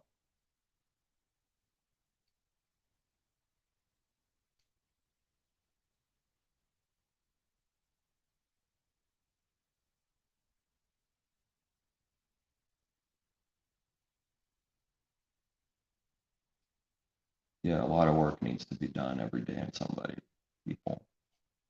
The heart needs work constantly. But they'll see something different about someone that's not a pervert all the time around people. They'll start testing you. Interesting, because I never really said that much anyways in times past, a long time ago, about, just blatantly like a big mouth with perverted things and stuff. I just didn't say the words. So then on the outside, not much really changed. Years later, on the inside's changing and you don't do anything. And then they test you. Like, how did they see it? How do they know? Well, it's because you can't hide a light. It doesn't contradict the natural picture. And no one can tell me otherwise. They'll say, oh, you can't just show up and people test you and hate you. They don't believe the natural picture. That a light bulb literally exposes darkness near it. And it doesn't know what to do. It's spotted naked. The naked that the Revelation teaches, Messiah teaches. You're wretched, naked, miserable, poor, blind, naked. They see that you see them naked, kind of like the natural thing, like, uh-oh. And they get angry, right? Doesn't Noah get angry? And they walk backwards or whatever. He's drunk. He's out of his mind. Gets angry. Not even a righteous anger, just angry that someone spotted them naked, right? Ashamed, anger, want to kill them because of that pride in there. The shame of their nakedness that everyone has to look forward to someday. Now and in the future to come, that people say already happened. It's amazing because they don't want to be caught naked. That's why.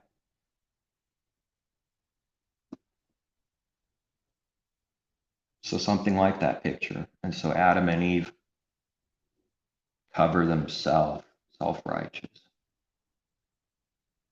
They have to be covered by our Creator, not self.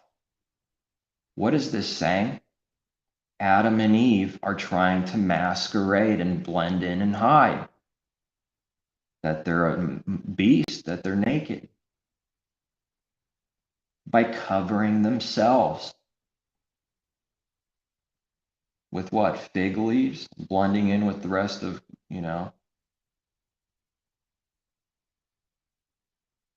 So what are people doing now? Someone going to tell me that I can't see it? People don't cover themselves today. Yes, they do. They're doing it in their mind and heart. Religion's one of the greatest covers that there is. But people do it individually. And they believe they're righteous because they cover themselves. That's all. Their intentions are wicked. They're foul. They don't cover themselves for the right reason anyways. And that's their own works, which can't be done.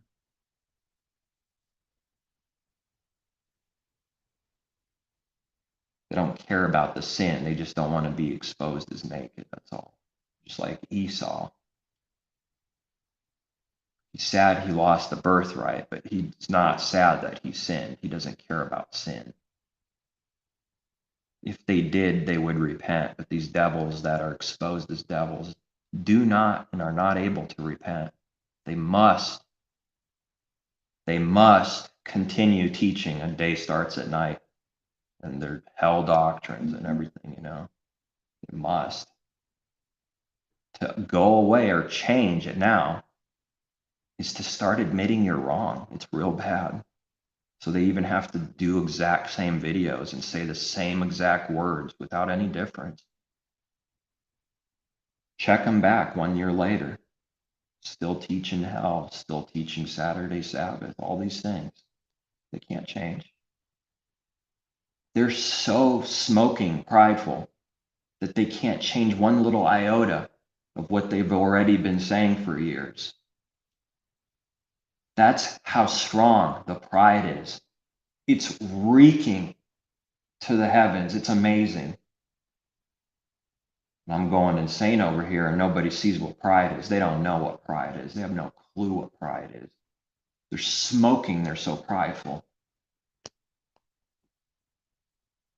And they try to make the believers look like they're the ones that are evil and prideful, It's the very thing they care about and are worried about and repenting about. Liars.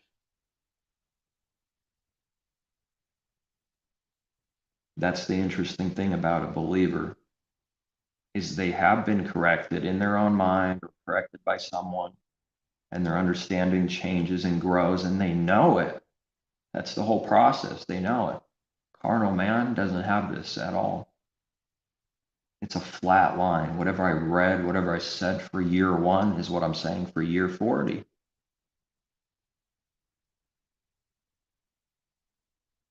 At no point are they growing or learning anything from our Creator, from our Messiah. They just say words that they remembered, and they can't change these words because the words are an act. They're a masquerade. Doctrine that they like, that this person happens to like in their own head, Doctrine they like so that where they're enemies, they can't wait till they get burned in fire forever. That's their doctrine. They created in their own mind and heart from Satan, but they love it. It's their own. That's why they can't stop teaching it, because they actually, so then what do they project? That they're love by saying what? Over and over, by saying what? I don't want people to go to hell. I just don't want this person to go to hell. What he's saying is like, yeah, this person's going to hell because I said so. And he's going to burn forever, but I don't want him to go to hell. I don't want him to go to hell. We'll say that over and over again. Repent. I don't want you to go to hell. You could give them truth, pure truth. Repent. I don't want you to go to hell. Because truth is their enemy. Father's their enemy. They're puke and disgust, The only thing that will change these people is that fire. The very thing that they say everyone is going except themselves.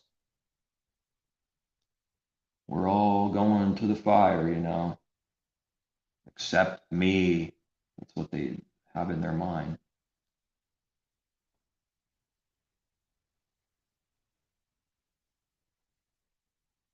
It's evil. It's sick. They're like little robots, too, once a carnal man is spotted. Like there's no soul in them. There's no heart. There's no truth in them. They're just robots. They're like actors like Kobe Bryant or whatever. They're good at one thing, basketball, whatever, and they're a good actor. They're a good minister, a good snake, actor.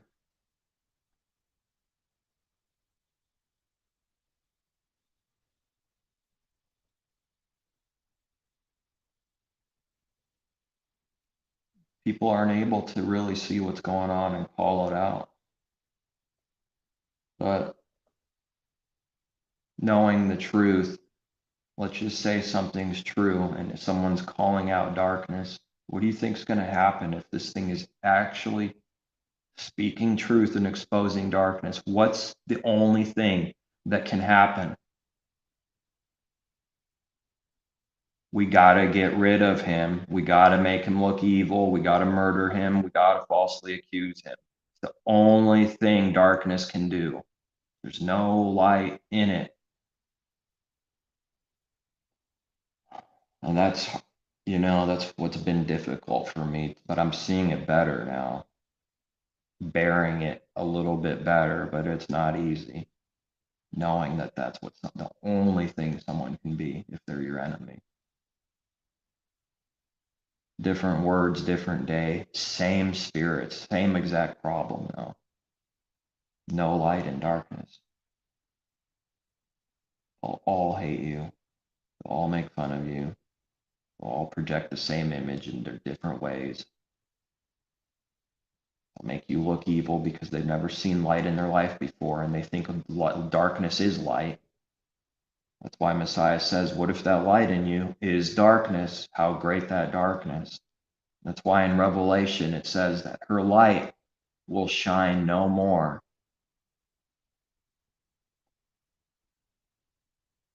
That's true now and it's to come. They are not actual lights shining. They're dead. There's no light.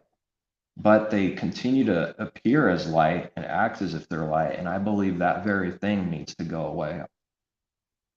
That's what it means that her light will shine no more. This fake light that's shining, that's not actual light. Will fake light, fake shine no more.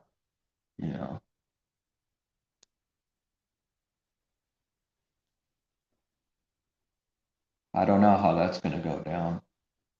I know it's spiritually destroyed, that the lampstand's taken and there's no light in there, but I believe it's really going to be defeated though.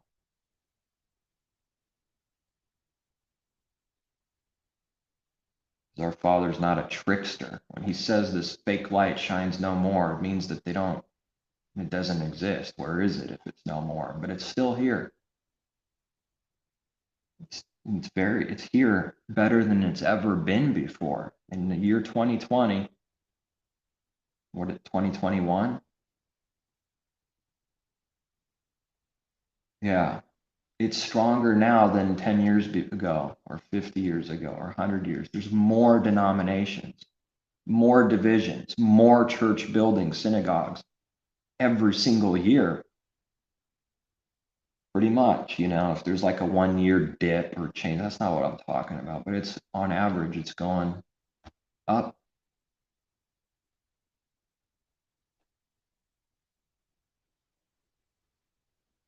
I believe there's going to be a literal destruction where the enemy might actually go after her and, attack. I don't know. It's going to be ugly.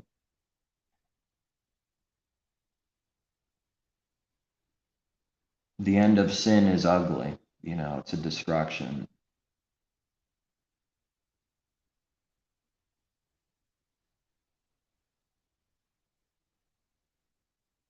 I can't say too much on that. I do believe in an anti-Messiah, though, that's coming. I do believe that they're projecting the thing that people need a savior through Corona, getting people in the mindset more and more that we need help and we're in chaos and we're in trouble. We need a savior. But I don't think Corona is strong enough. I think something has to happen a lot worse than Corona before people can really need and want a Messiah, and that they'll buy whatever comes. They'll just buy it. You got some work to do, I think, still, It's coming together as one. Even the songs, that there is no God, that there is no heaven, and the world as one, and the world as one. And we'll call basketball players meta world peace. And all kinds of things like that. Just not random. Seems random. It's not random. They're putting it into the minds of the masses that world peace is coming. And devils will cheer peace on, even though they're devils and they hate it and have no peace in them. They'll be the ones cheering for peace, while all the very few righteous, wherever they are, screaming out, blowing the trumpet and saying, wicked people, you have no intention for true peace. And we're saying war, war, destruction's coming.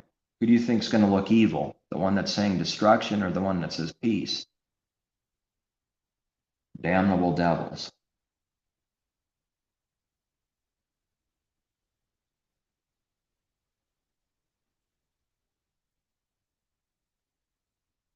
There's no such thing as true peace with devils. There's no such thing as devils truly becoming one.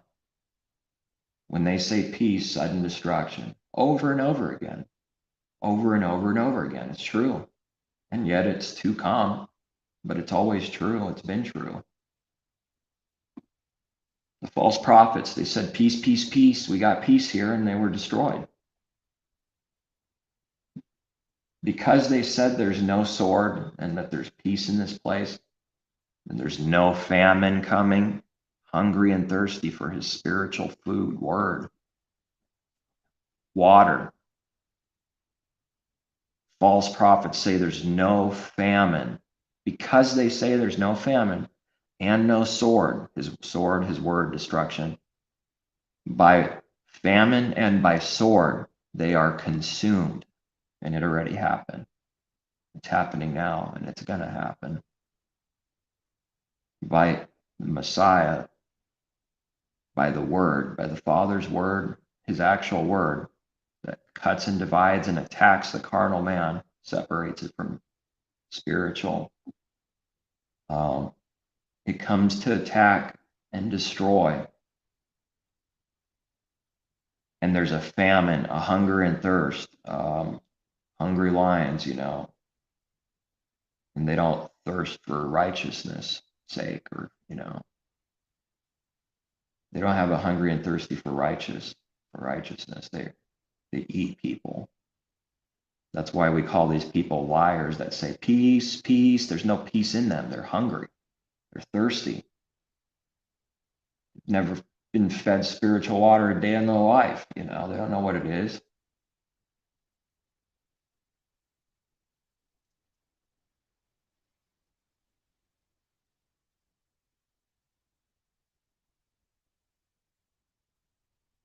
He gives them, they're in a famine, a drought,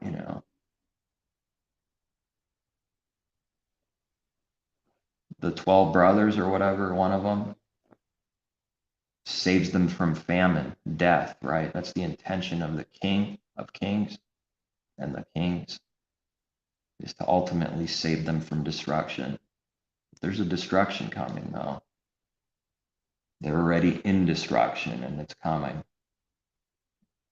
It's called a place of weeping and gnashing of teeth, where the church world says This happens to all except them, and it's a real torture chamber. What they say is that this right-hand man to Pharaoh doesn't help his brothers and give them life. How come they break the story? Because they're liars, murderers, devils, hypocrites, snakes, evil, darkness. That's why. They don't believe this true story that's also teaching spiritual things. That the brother saves his brothers that should have been his brother, but they abandoned him, thought he was good as dead to them. And they live the example of living their life of like, oh yeah, who cares about it? Well, he's dead to us. We don't care. Zero heart for him. And then out of nowhere, he's alive actually, and he saves them who are hungry and thirsty, dying. Without food, they would die. See? And they call the believers evil for wanting to feed people true food. The damnable devils feed people doctrines of demons, and they keep people hungry and thirsty. They feed them unclean, foul, poisonous food. And they fill up their flesh for the day, and they instantly go hungry again. They never were filling up anything spiritual, but, they get fed the food from the false minister, and it's like a real temporary sort of high, and like, oh, I got filled up. They got filled up with poison and venom all along. Thinking they're wise, they become fools. And then they tempt and want you to come to their church. Want you to come, tempt you constantly. Come on. Worship my God. It's what the scriptures teach they do, and it's an evil thing that when someone does this, it's a strong judgment. Read it in the scripture somewhere. They tempt you, fake believers, to worship their gods and try to lure you in. Amazing. I've been told, I wish you would just worship God. Like after knowing for quite a while and giving them throughout time whatever I believe, then one day it was like, I don't know what was being said, but I wish you would just worship God. They know I'm not an atheist. That's the furthest thing from what's going on there. Wish you would worship their God. They know you don't worship their God. Oh, yeah. I know what's going on. I can see it. They built their golden calf gods, all of them. They've all done it, and they'll never admit it, and you'll never see it. As long as you're of the darkness, you'll never see it. Because darkness can't see anything else except darkness and its own gods. You start getting away from this darkness, you'll see that they built their Trinity golden calf gods. It's not a joke. I know it's true. They've told me that I torment people and to go torment someone else. Been told I wish I would worship God, which means their God.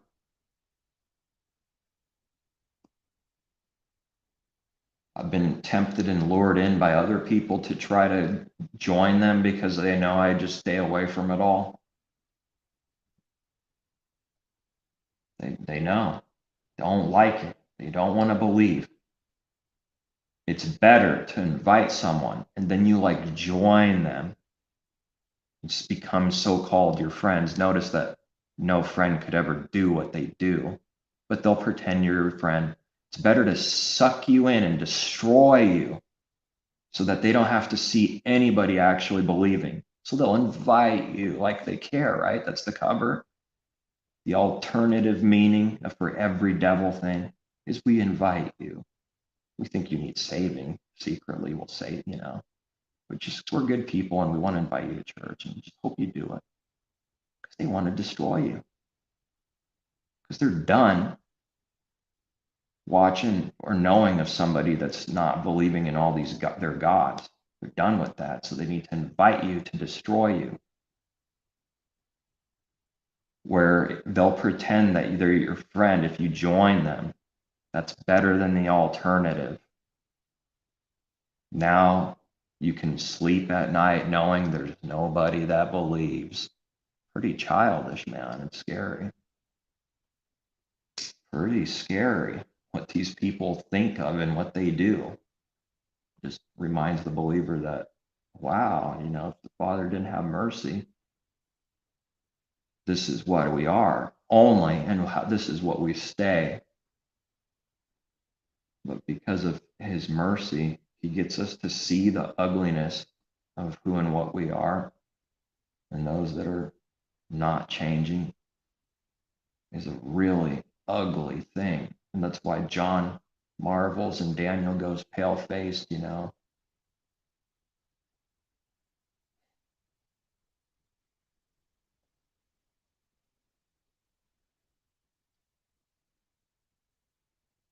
I think I'm done. I spoke enough. It was supposed to be a little bit, and then end the video, I thought maybe after saying something about these actors, but it just never seems to work out the way that I picture it or something. I don't go by planning anything. Just do, and then that's it. If it's 10 hours long, well, it's 10 hours long. If it's 10 minutes long, it's 10 minutes. These people, what they do on the stage, everything is predetermined, calculated. The questions are there. The timing, the time is set. The time limit is set. We're starting to live the exact opposite of their life right there. This Kobe Bryant, where everything is predetermined, calculated carefully.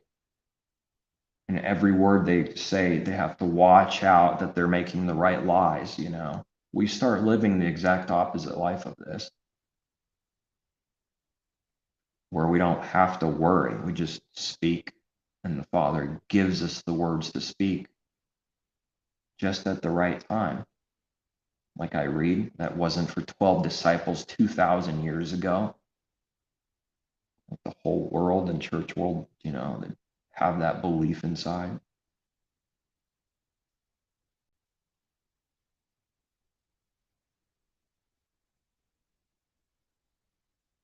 Where he prays for his disciples and all those that would believe afterwards. And then the example of the believers in Messiah reading the scriptures, the new believers learning, that are old already and been around for a while. It was for them, even though it was written way, you know what I'm saying? See, it's just a continuation like that.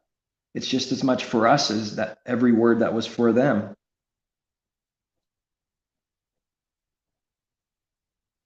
To speak to his disciples is to speak to us. That's what he's speaking to us every time he speaks to his disciples. And of course, not just letters, but like the Spirit speaks and starts to show, do these things, give the meaning of the words that are preserved, to speak the meaning.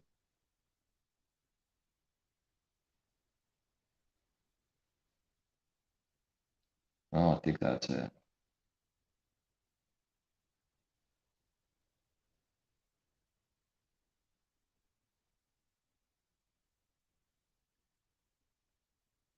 Yeah, I was invited yesterday, maybe you already figured it out but I didn't say the actual words. I was invited yesterday for pagan Easter celebration while they say we don't celebrate Easter. You bet I got loud in the car and screamed and said, this is evil, and I'm tired of seeing it. You bet I got angry. Because that's all I see every single day is people saying we do this and then we don't do this because we're God and we say we don't. They're not fooling the believer anymore. They're not fooling us. We're not stupid and retarded like they imply we are so many times by saying, well, we don't actually worship Easter. You just implied that I'm retarded, that I can't see that, of course, this goes both ways, And when we give truth in it, you see how the war is? That's how the war is. It's like that. It's just that the believer actually sees these things and they're not confused. You took days off, you gathered together, you prepare food, and you go, want to come over Easter, worship our gods that we pretend that we don't worship our Easter that we say we don't worship, only because we need to for the moment. Oh, he's saying we do this holiday. Well, it must be like against the Bible or something. We don't really care, but it must be like, okay, so just tell them we don't. We don't actually worship Easter. We just, wow, I think I actually believe that. No, I did not go. They can pretend all they want that it doesn't bother them. It's a deep spiritual connection, and it bothers them heavily that I finally rejected this trick, of if you come here, you don't worship it. Yes, I do. Yes, I do, and I know it. And they do that with every other damnable holiday. Christmas, all the other ones. They say the same thing for all of them. I've already heard it. We don't worship Thanksgiving, or we don't celebrate it. While they're stuffing their face with turkey on Thanksgiving Day, telling me in the face, we don't, celebrate Thanksgiving. Oh, here's a gift. Literally giving me a gift that I didn't want on Christmas and telling me in my face, literally, we don't worship Christmas. We don't celebrate Christmas. Get out of here. Get out of here. No wonder our Father gets angry. I don't know how he does it. I don't know how he does it. He's a trillion times greater than us, a trillion gazillion times greater. But see, I'm not believing this garbage that the world projects. When it says he gets angry and hot and he waxes hot, I believe it. I believe every word, because he's not faking anything. Because this stuff is evil. This is some evil, not just lies, but they are calling you completely, utterly blind in your face, like these Kobe Bryants and everyone else does to the world in their own way. That you guys are ignorant, stupid, blind people. And we say this person died and you guys cry and he's still alive. You idiots, you stupid people. We manipulate and control you. You guys are a bunch of fools. And people can't handle that truth, can they? That's what they're doing to us, that's what they're doing. Because I'm seeing what Christians, the spirit of the foul spirit, does. They do it right to my face. They do that. Will they ever say it? No. Will they ever say, you're dumb and I think you're blind? Well, you're totally blind, No, they won't do that. Passive aggressive BS. Heard the phrase? That's what they do. Passive aggressive snakery in the darkness. That's what they do. Where they project one thing, but they're actually doing this in the darkness, therefore passive aggressive.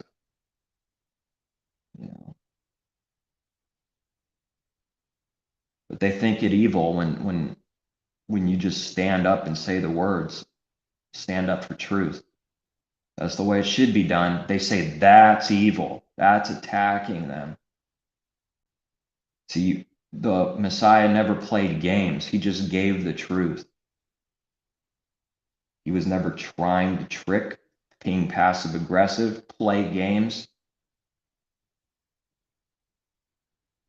Predetermined words to say so that you can trick people and all these things, That's what they do.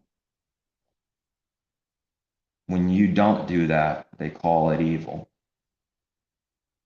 When you just call evil for what it is, it's evil.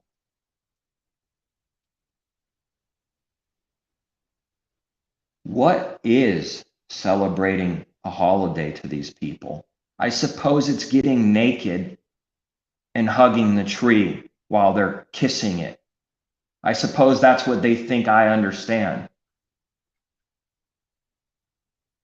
That's all I've been left. That's all it's been reduced to. That must be what they're saying worshiping a holiday is, or celebrating it.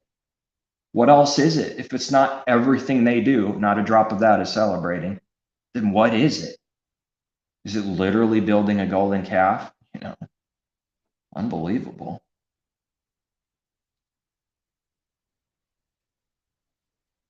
It blows my mind. But I'm understanding that they can't admit any truth. They can't admit whatever I say. I'm not doing this Easter thing. I'm not connected to some pagan goddess, and I'm not coming. And then they tell you, we don't celebrate Easter. What am I supposed to do? That's the only thing they could do. Okay, you gave them truth. You warned them. You said this is some evil paganism, and it's connected. They don't like that because nobody in the church world's doing that, right? They don't like what they hear.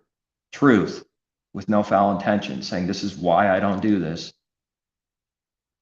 So they'll just say, well, what am I going to do? What am I going to do? Well, we don't celebrate it. Wow, good one, kid. Good one. Worse than a 3-year-old trying to make an excuse. Carnal kids. Don't kids get afraid of an angry daddy that's a lot bigger and taller, stronger, older, wiser than them? Don't they get afraid? That's like the kind of proper fear for our Creator.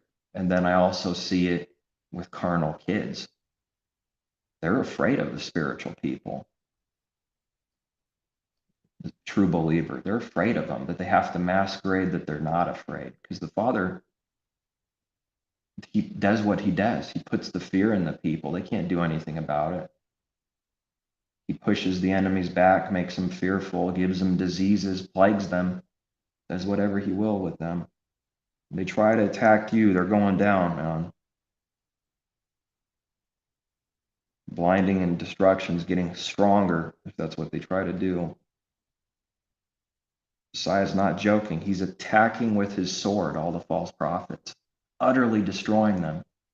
The destruction the believer sees has nothing to do with what the world's definition of destruction is in the church. Polar opposites. Dead man doesn't know what destruction or death is because they were born and that's all they know is death. There's no life, there's no light to contrast it. Therefore, when Messiah says something like, let the dead bury the dead, that man has no clue what on earth he just said. In fact, it looks like the opposite's going on. The living are burying the dead. They can't see. These dead people call believers mystics for the very reason that they're dead. That's the proof they're dead, because they call this death mystical. What do they imply? Well, that literally dead people were burying literally dead people. That's what they have to imply, but they can't do that. So what do? They just don't talk about it. They do their best to hide what they don't know or understand.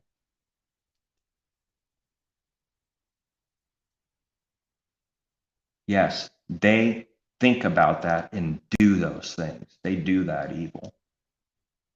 They make sure not to say certain words. They do that. I don't care how blind they are, they still do that.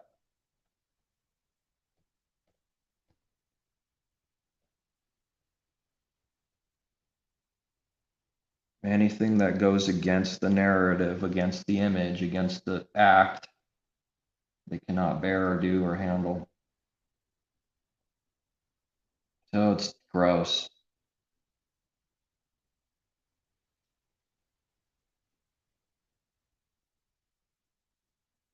I've had people get viciously angry just for asking for a little bit of instruction on where their place was, where I'm going, because the instructions I were given weren't very good. Something's wrong on the app, call them, and this woman started getting instantly angry, vicious. Finally got there, and I'm doing the best I can, as fast as I can, without, getting a ticket or killing someone, obviously. But I get there and give the delivery, and the lady goes, the old lady in the wheelchair goes, maybe you should think about next time, like looking where you're going before you start going, what does this look like on the surface? Giving good instruction, like they care and want to help you. What did I see instantly right through there? Vicious, bloodthirsty anger and wrath as an excuse to control you. And they're angry that you even called them because that control is so bloodthirsty that they don't even want you to call them 1 second.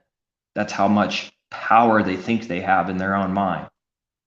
So I just said whatever I was given to say with no foul intentions.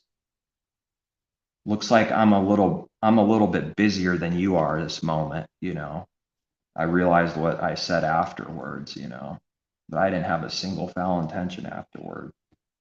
I mean, I didn't have a single foul intention while I said that. It was truth.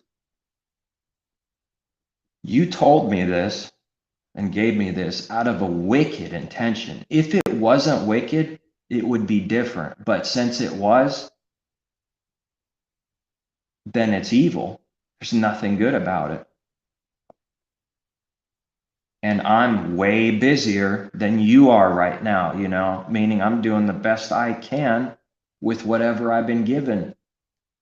And you're just trying to control me. And that's why you gave me that instruction. If it was actually righteous, this would be understandable. Yeah, okay, I could at least listen to you, even if I disagree.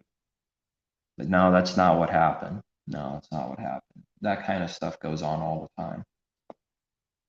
They don't care about you. They just want to control you, use you, control you. The older someone is, the worse it is because they've been hardened more than when they were younger.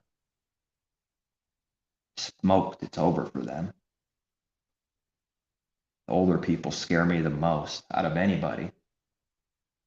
Not like just spiritually, like they're on another level. It's just a matter of finding the wrath, the beast in them. That's all. It's in there. And they give names to all these things. Oh, dementia and this and that. Yeah, because of all that sin. That's why they're full of demons and they're demon possessed. That's why. Not fooling the believer with your damn science and your pills, your sorcery.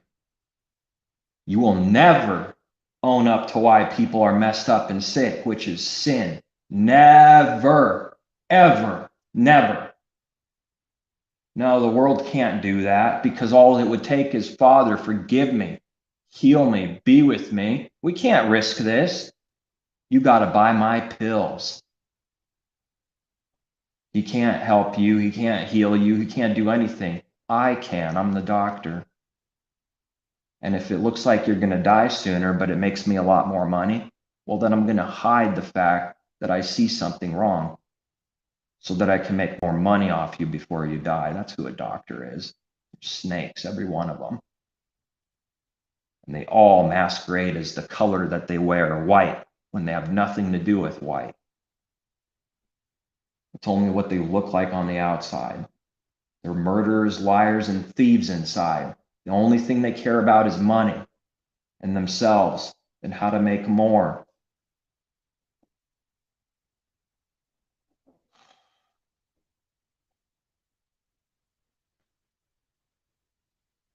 The ones that masquerade better are just more damnable. It'd be better if they didn't act as well. It'd be better if they just let it out a little bit. No, but the ones that masquerade the most, smile 24/7, same tone of the voice constantly, no soul or care or heart, anything. The only thing they speak and do things is listening to their father, the devil, to deceive people and to get people to believe that that's who and what they are. See this image on the outside? This is who I am. I'm a good man. I'm good.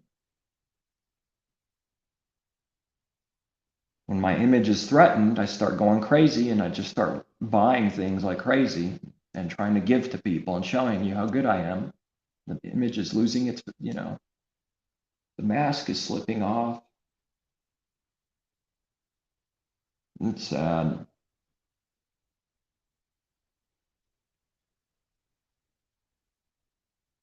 There's no reality. There's no reality to anyone I know. It's like dead.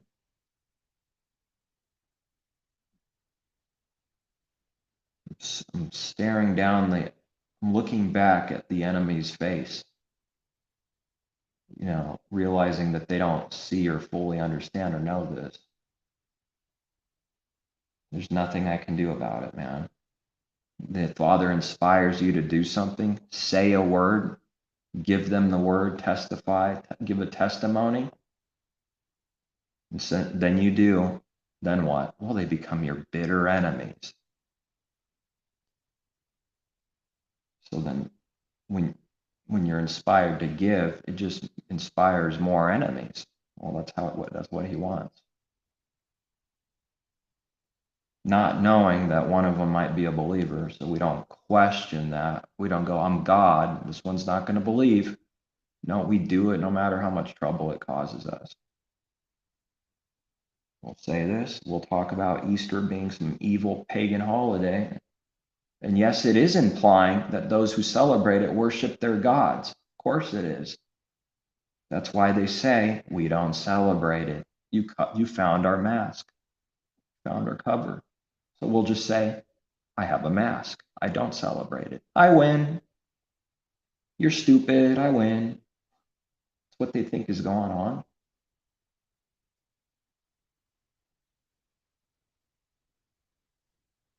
It's going to hurt them. It's going to make them angry. Your intention could have nothing to do with wanting someone to be furious and angry. Instead, if you don't give this truth, if you don't say something and join them with some paganism, what does that say for you? So then you're inspired to give truth, and then they hate you for it. When they'll say that's why you gave this, because you hate us. When it's the very thing they do constantly. They're the ones full of hate. They have not been given any power at all to separate their heart, hatred for other people, from separating, hating evil. They can't do that. They don't have, that has to be given. Because our Father is not a murderous hater to be angry, right? And sin not. He doesn't sin when he's angry. This kind of teaching would blow the church world's mind, I suppose, but he's not sinning while he's angry. So that's what we're supposed to start becoming. What will it look like 150, 190, 200% of the time that when you're angry, you're sinning and you hate them? It's a child's discernment. It's like getting mad about some situation, but the child gets afraid because daddy's mad and he must really hate me and be mad at me when it has nothing to do about it. It's just the situation, It's kind of that's what the carnal people are.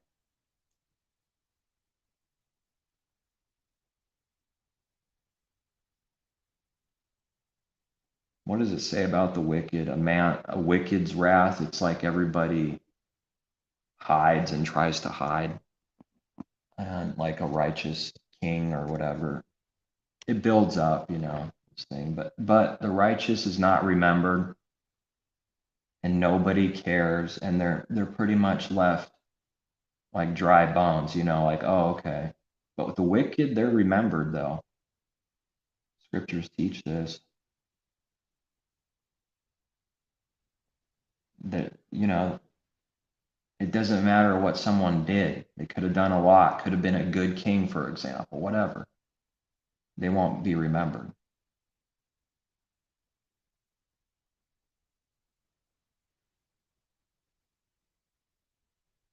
What's this saying? Well, then all these really popular people that are remembered, well, they think they're good. They say they're good people. Remember, Kobe Bryant is a good man. We'll see at the Lake of Fire whether everyone was good or not. But for now, yeah, he's a good man, they say. So they say.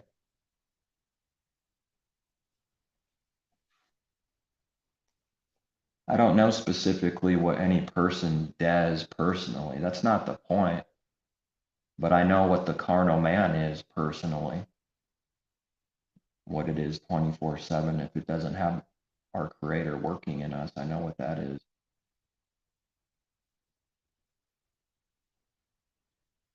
Vengeance,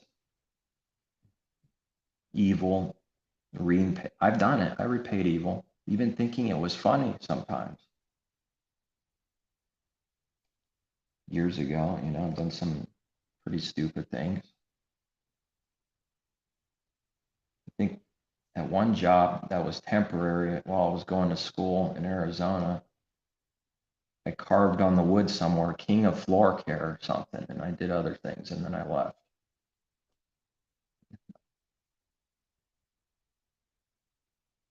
Because I wasn't happy about something that they were doing and whatever, and I didn't like it. So then I just, whatever I did, and then I left. Kind of left it like, okay, you have to clean this up a little bit, That wasn't good. That was evil. But I was experiencing problems even back then, even before like believing. I was still experiencing that hatred and just game playing. Maybe not to the degree now, but I still was getting it though. Where people just think you're weird and they smile and like, I don't know, it's just weird. They think you're a goofball or weird or stupid or retard. I don't know. That's how they've always treated me.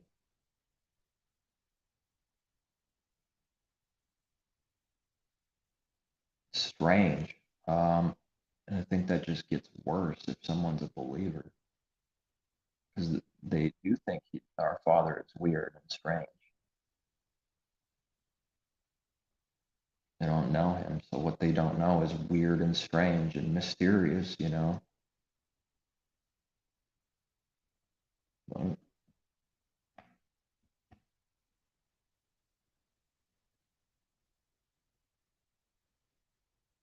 what about the next holiday? Well, it's just going to get worse and worse, because now the thing is set. Like, okay, I don't do this. I already told you this, but they didn't really believe it. I already told these people this, but when you actually do the work, that's when they really get mad. So now, well, they'll probably try really hard to get you into the next one. If you show up, they know that you celebrate it. Even if you say what they say, I'm here, but I'm not celebrating it. No, they won't believe you. That's real messed up, isn't it? I know that's what's going on. They say that to cover themselves, but if they could get you to go there, even if you say what those words are, they won't, they already got you and they're happy. Oh, he celebrates it just like us. There is no God. And there is no pagan goddesses. It's just a theory, just whatever. These are Christians doing this. They're atheists. That's why they create their own gods.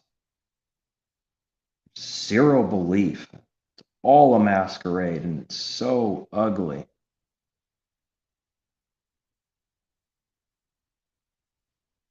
I wish it wasn't true, or it was like only 1% true, but it's not. I just keep getting it confirmed over and over again. These people hate our Creator. They hate Him while they read Bible and celebrate pagan holidays. You know, they're tricking people. They've been overtaken, overthrown spiritually completely. The war is already over. It's lost. To say anything or bring any kind of truth up is to remind them that they lost the war and chose the wide gate long ago. And they don't want to think about that for more than 2 seconds. So they get angry and justify it, do whatever they can. You don't remind me that I chose the wide gate. See, that's what it's doing. You're not trying to do that. It's just something he's showing me, that if you bring truth up and you care about it, it's reminding them right now that they don't really care and they're not doing anything. They're not trying to do, their heart's not there. It's far from, and it reminds them that, that their heart's not there and that they lost a long time ago. So what do they say? You can't do this. You're going to go in destruction. You're not going to have any friends. You're not going to do this. Right? Some of these words are true because when that testing came long ago for them, they took the wide gate, and now they're telling you to take the wide gate, saying the narrow gate's a lie. You won't have any friends. You won't make it. You won't survive. Amazing. When I started seeing that was real sad. That was real sad. He's showing me that even people I know and are close to, they already did this, and the last thing they want to do. Sorry, that's the chair making noise. I'd admit, you know, the last thing they do is want you to go through the narrow, because they didn't do it. And if someone does it, they're going to think, well, I did it. They're trying to convince themselves that the wide gate is the actual narrow gate. It's crazy. That it's the right way. And when you remind them of things and say, look, I don't do this, I don't do that, I don't do this, I don't do because I care, because that's not where my heart is. They gotta drag you in. They can't believe it. It's no big deal. Easter, pagan goddesses, it's just so foul.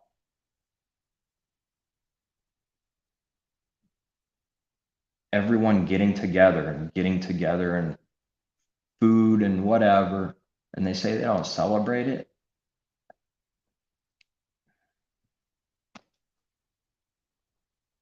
What are they doing? They're celebrating Memorial Day or something.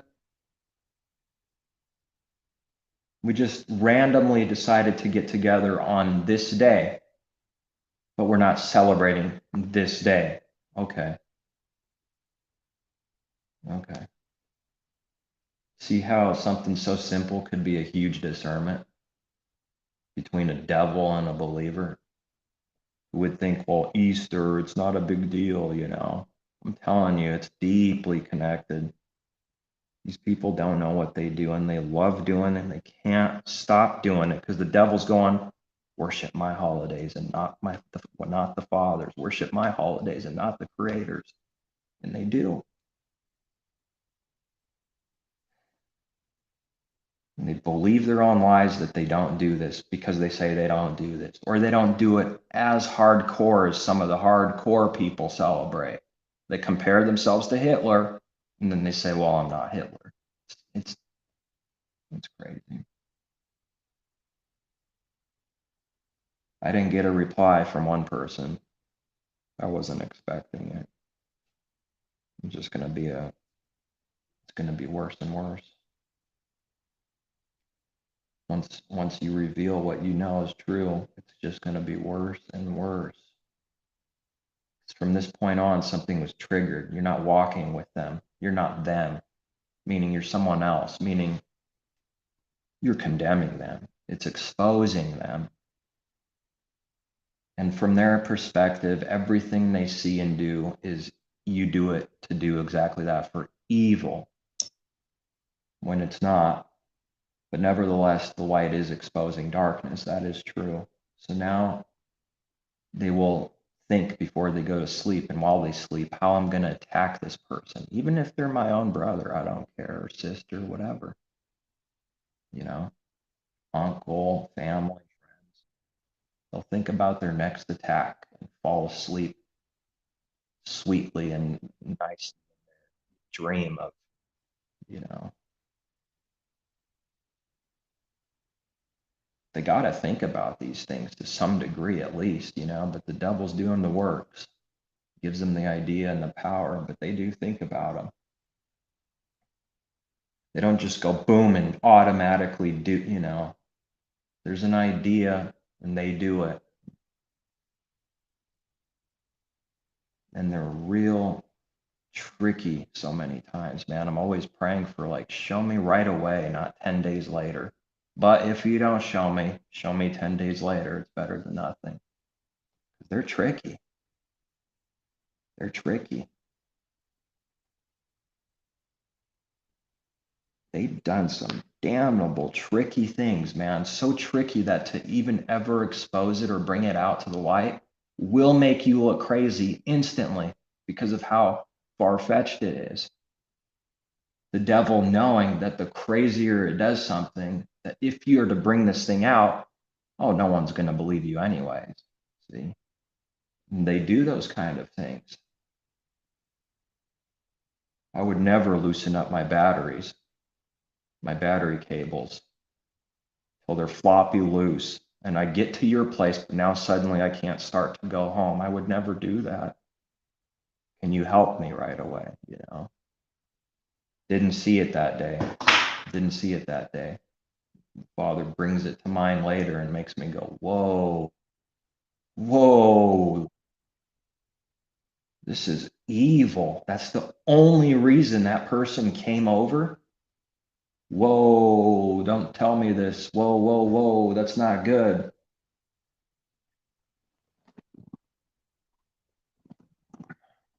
These things happen all the time, man, throughout life. People, they're doing it a lot. It could be some things that someone's done something to you and he just hasn't shown you the intention yet. When he shows it to you, it's ugly. They're not your friends, they're your enemy. Hopefully we're not doing that, like, at all. We don't play those games.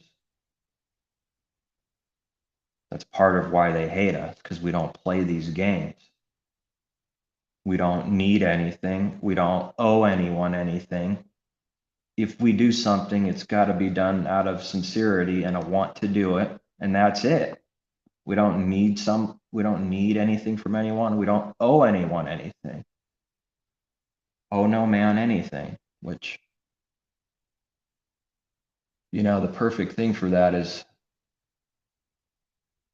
it's hard to do in this society when everybody's in debt. But I do believe in it nevertheless, though. Owe no man anything. You know, there's a reason why this is taught.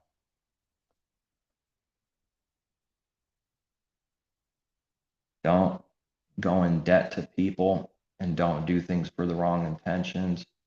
People want others to go in debt to them. See, they don't owe us anything. We don't owe them anything. Now, they'll get mad when you say this, you know, when you say, look, you don't ever owe me anything. I've said that to somebody before at my last job, not thinking about the thing as deep as now, but I meant it, you know, and strangely enough, I didn't get a good feeling after that. Like, what on earth is this? You know, still learning and growing. Like, he's showing me people don't actually like good. They don't want to hear those words. It's the truth.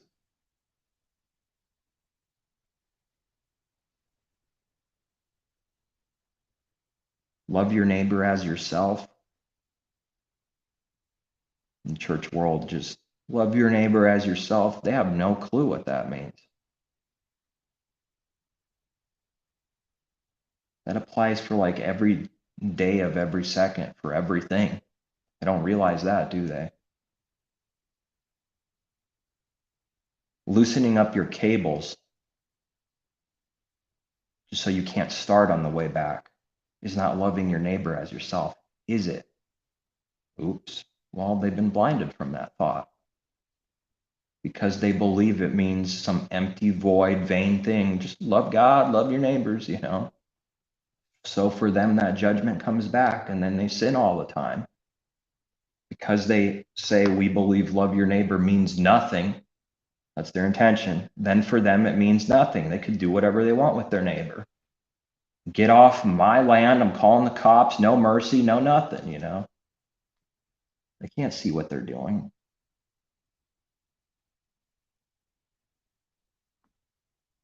All right, I think I better end it or I'll just keep going for another 5 hours about good and evil, but so much evil though out there. Black Mamba has his symbol like black and white, and they do that a lot. Black and white, half, good, evil. They like the idea of mixing. That's what I believe the devil likes to do. Lukewarm, mixing the pot, confusing the line between good and evil so that people can't see what it is. Calling good evil and evil good, you know, a little of both, mix it up. They like this. The goat, the Baphomet, half black, half white. Kobe faces, you could Google, half black, half white. You know, these people are snakes. It's exactly what I would expect in front of a world stage and camera, is for him to act just like that. Because that's the perfection. That's the perfect thing of masquerading as an angel of light. What's he going to do? Act evil? Be himself? No. People don't do that. They want to. Those that do that were just like the ones that went crazy. Like the devil just totally you know. Those are the bad people that don't hold their act in line, keep their mask on tight. They lost their mask. Those are the evil people. They'll even tell you in movies that this is the truth. It's pretty crazy. How about Scarface, you know? Who hasn't watched that? Well, maybe some. But looking back at it, remembering those words that you rich people are no different than anyone else. You want someone to point to, like me, so that it covers all of you. Wow, a movie giving that kind of truth? Who's going to believe it, though? And what do the people do? They look at him like they're in fear, like he's a monster. You know, I know that movie's bloody and it's messed up and everything, but that's a real truth right there, right in our face. That's an amazing truth that they give every now and then, you know. You people smiling, looking at him with fear, like he's the evil guy, are just holding your act. You're no different than anybody else. In fact, you rich people here are more evil than the other people that they, you know, project not to be. Something like that. That's what happened in there. And what does he look like when he says this with anger? He looks insane. Everyone shrugs their shoulders and goes back to eating, going, yeah, that's a crazy man. That's a crazy man. Well, that's how it is for the believer. Just like that, and it can't be any different. Yep, he's a crazy man. I'm a good man. I'm a good man. I'm a good man. That's all they have to do constantly. You even hear them say, I'm such a good person. I've done so much good. Man, I'm so smart. It's so sick when people actually say this. And they actually believe it. I'm so good. I'm so smart. This is a good idea I had, isn't it? Like out of nowhere, nobody's asking. Pretty insecure. In the meantime, like the believers praying, like, help my disease and darkness. There's nothing good about me. It's, people are just speaking out of the blue. I'm so good. I'm so good. I'm surprised at how good I am. You know, they say things like that. It's sick. Projecting the image of the beast, covering the image, covering themselves with the image.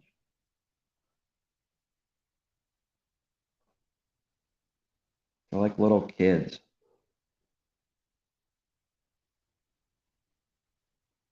Kids do this too. Kids lie a lot and play games and never admit things, you know. It's like what carnal's being like. But one aspect of the kid, though, is they believe their parents, right? When they're in trouble. That's one aspect of the kingdom of heaven, to be like a child, is to just believe he's going to do everything, do it. The very thing that people don't believe, right?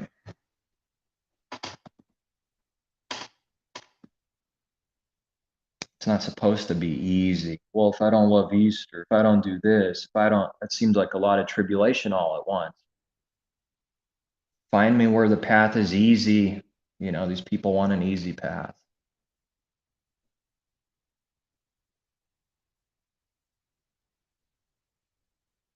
There's people out there calling themselves Messiah, the Christ. I think I'm Jesus.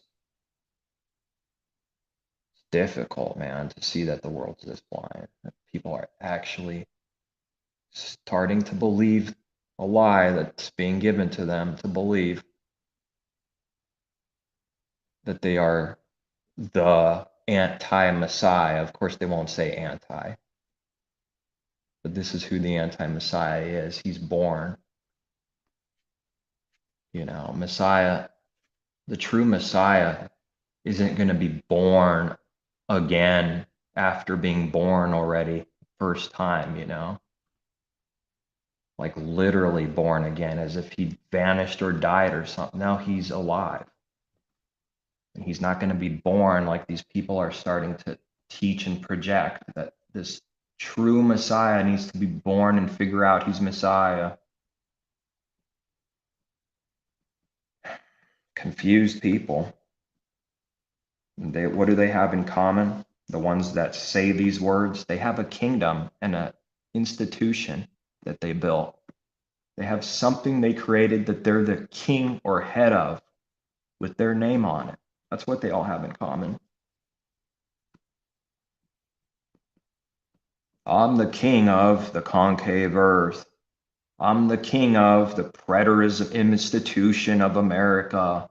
I'm the king of, you know, whatever this thing is. Always something. King of their kingdoms. What someone denies, strangely enough, the Father gives. So if this is not in our heart right now, then he gives us the kingdom. And for those that's all that's on their heart all day long is how to be a king and gain more and be a real good person and show everyone how good and kingly you are. You lose it.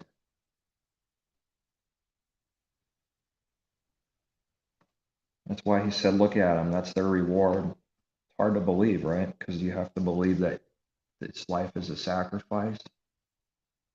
Only real faith could do that. See them, look at that. See that? See them, that's their reward. It's the reward. Don't be jealous. Remember, this is their reward. They get some good, you know, some things they want and like, right, for reward. Just don't forget that's their reward. If this is their reward, then what's their punishment? And if this is the believer's punishment now, chastisement, judgment, what's their reward?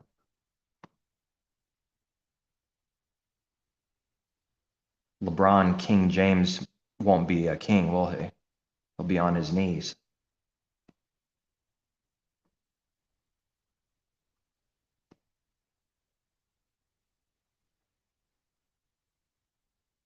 And everyone that thinks they're a king in their own mind will be on their knees.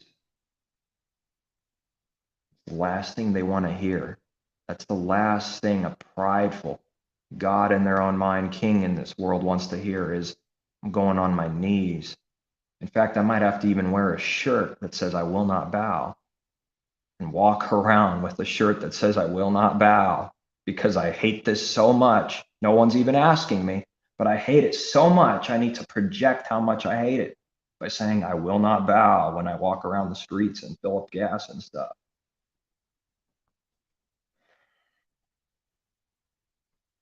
That man is more honest than a church world goer, because at least he's not even trying to hide a certain aspect of it.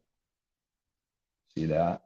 Where the minister will not bow either. No, they won't, but they look and make it look like that's who they are. A wicked unbeliever is more honest than the so-called believer.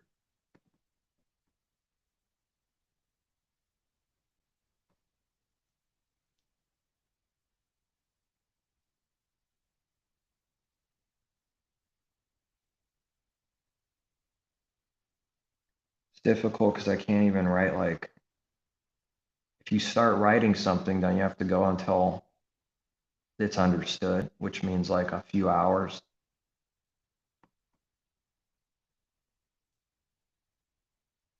It's difficult to find the line between giving or not giving, and like what in the world is the middle. Because I've seen the fruit of what it does, and that's what it's supposed to do, and I'm supposed to get used to that and accept that most people will hate it and not believe. And the trap is that now we will do nothing the rest of our life because of how much hate the truth gets, you know.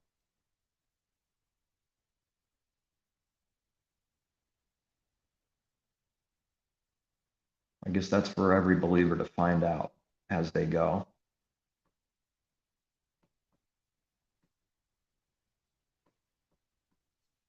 Same Messiah that said this also said, we don't want to be a wicked and lazy, unprofitable servant either, right?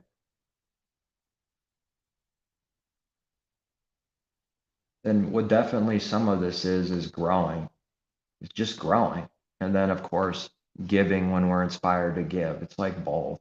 It's not one or the other. Where increasing the talents is personally growing, but it's not detached from giving. You know, it's not only about growing, which would be only about self.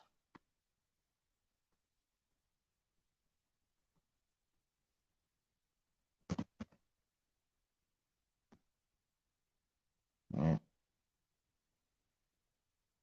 It's kind of a death, because I remember as a kid when we used to live in California, naturally, Laker fan, little kid, you know, basketball, Lakers, Kobe, Shaq.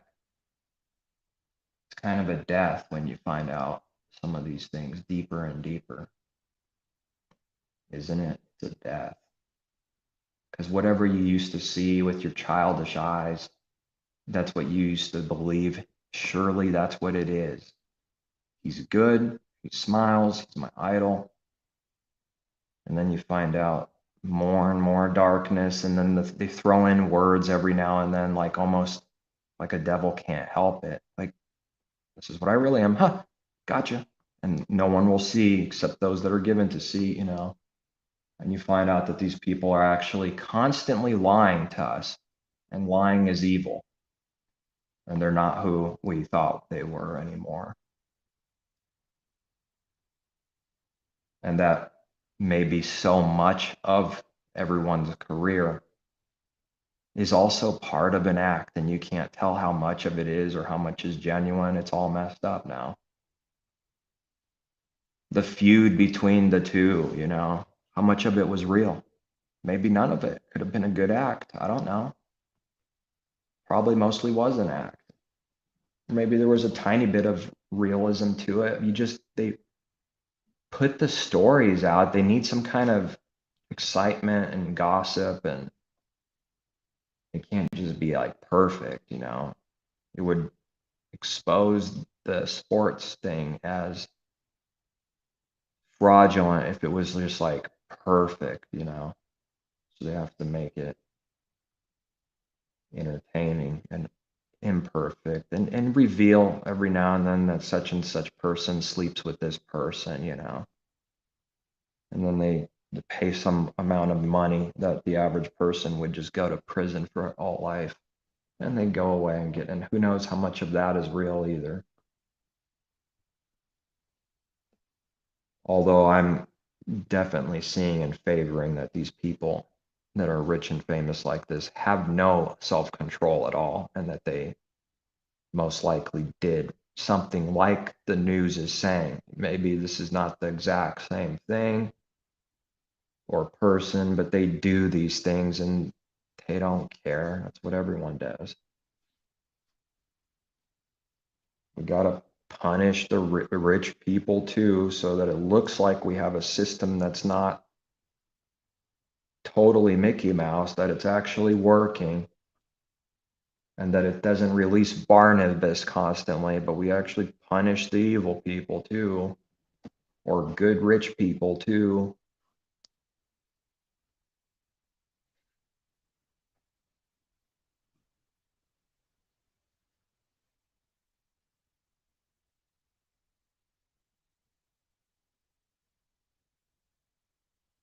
What is that? Can you imagine your whole life being a lie and an act, and that's all the whole world knows? That's messed up, man. How do they live like that? I guess all the fame and pride overtakes any thought of how do I live like this. It just over exceeds any of that, where the devil knows that the pride will trample anything else. And then the man is caught and trapped like a beast for being one. What's the last few seconds here?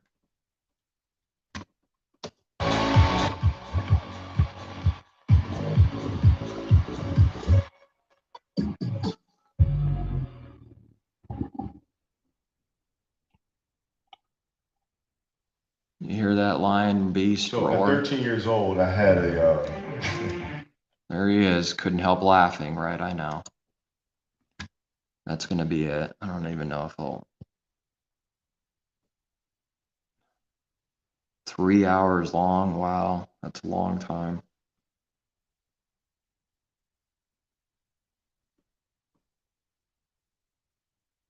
Devil's like a roaring lion. And the very last bit of that video was a roaring lion, and a snake and a mamba serpent. Saving the world, bringing world peace.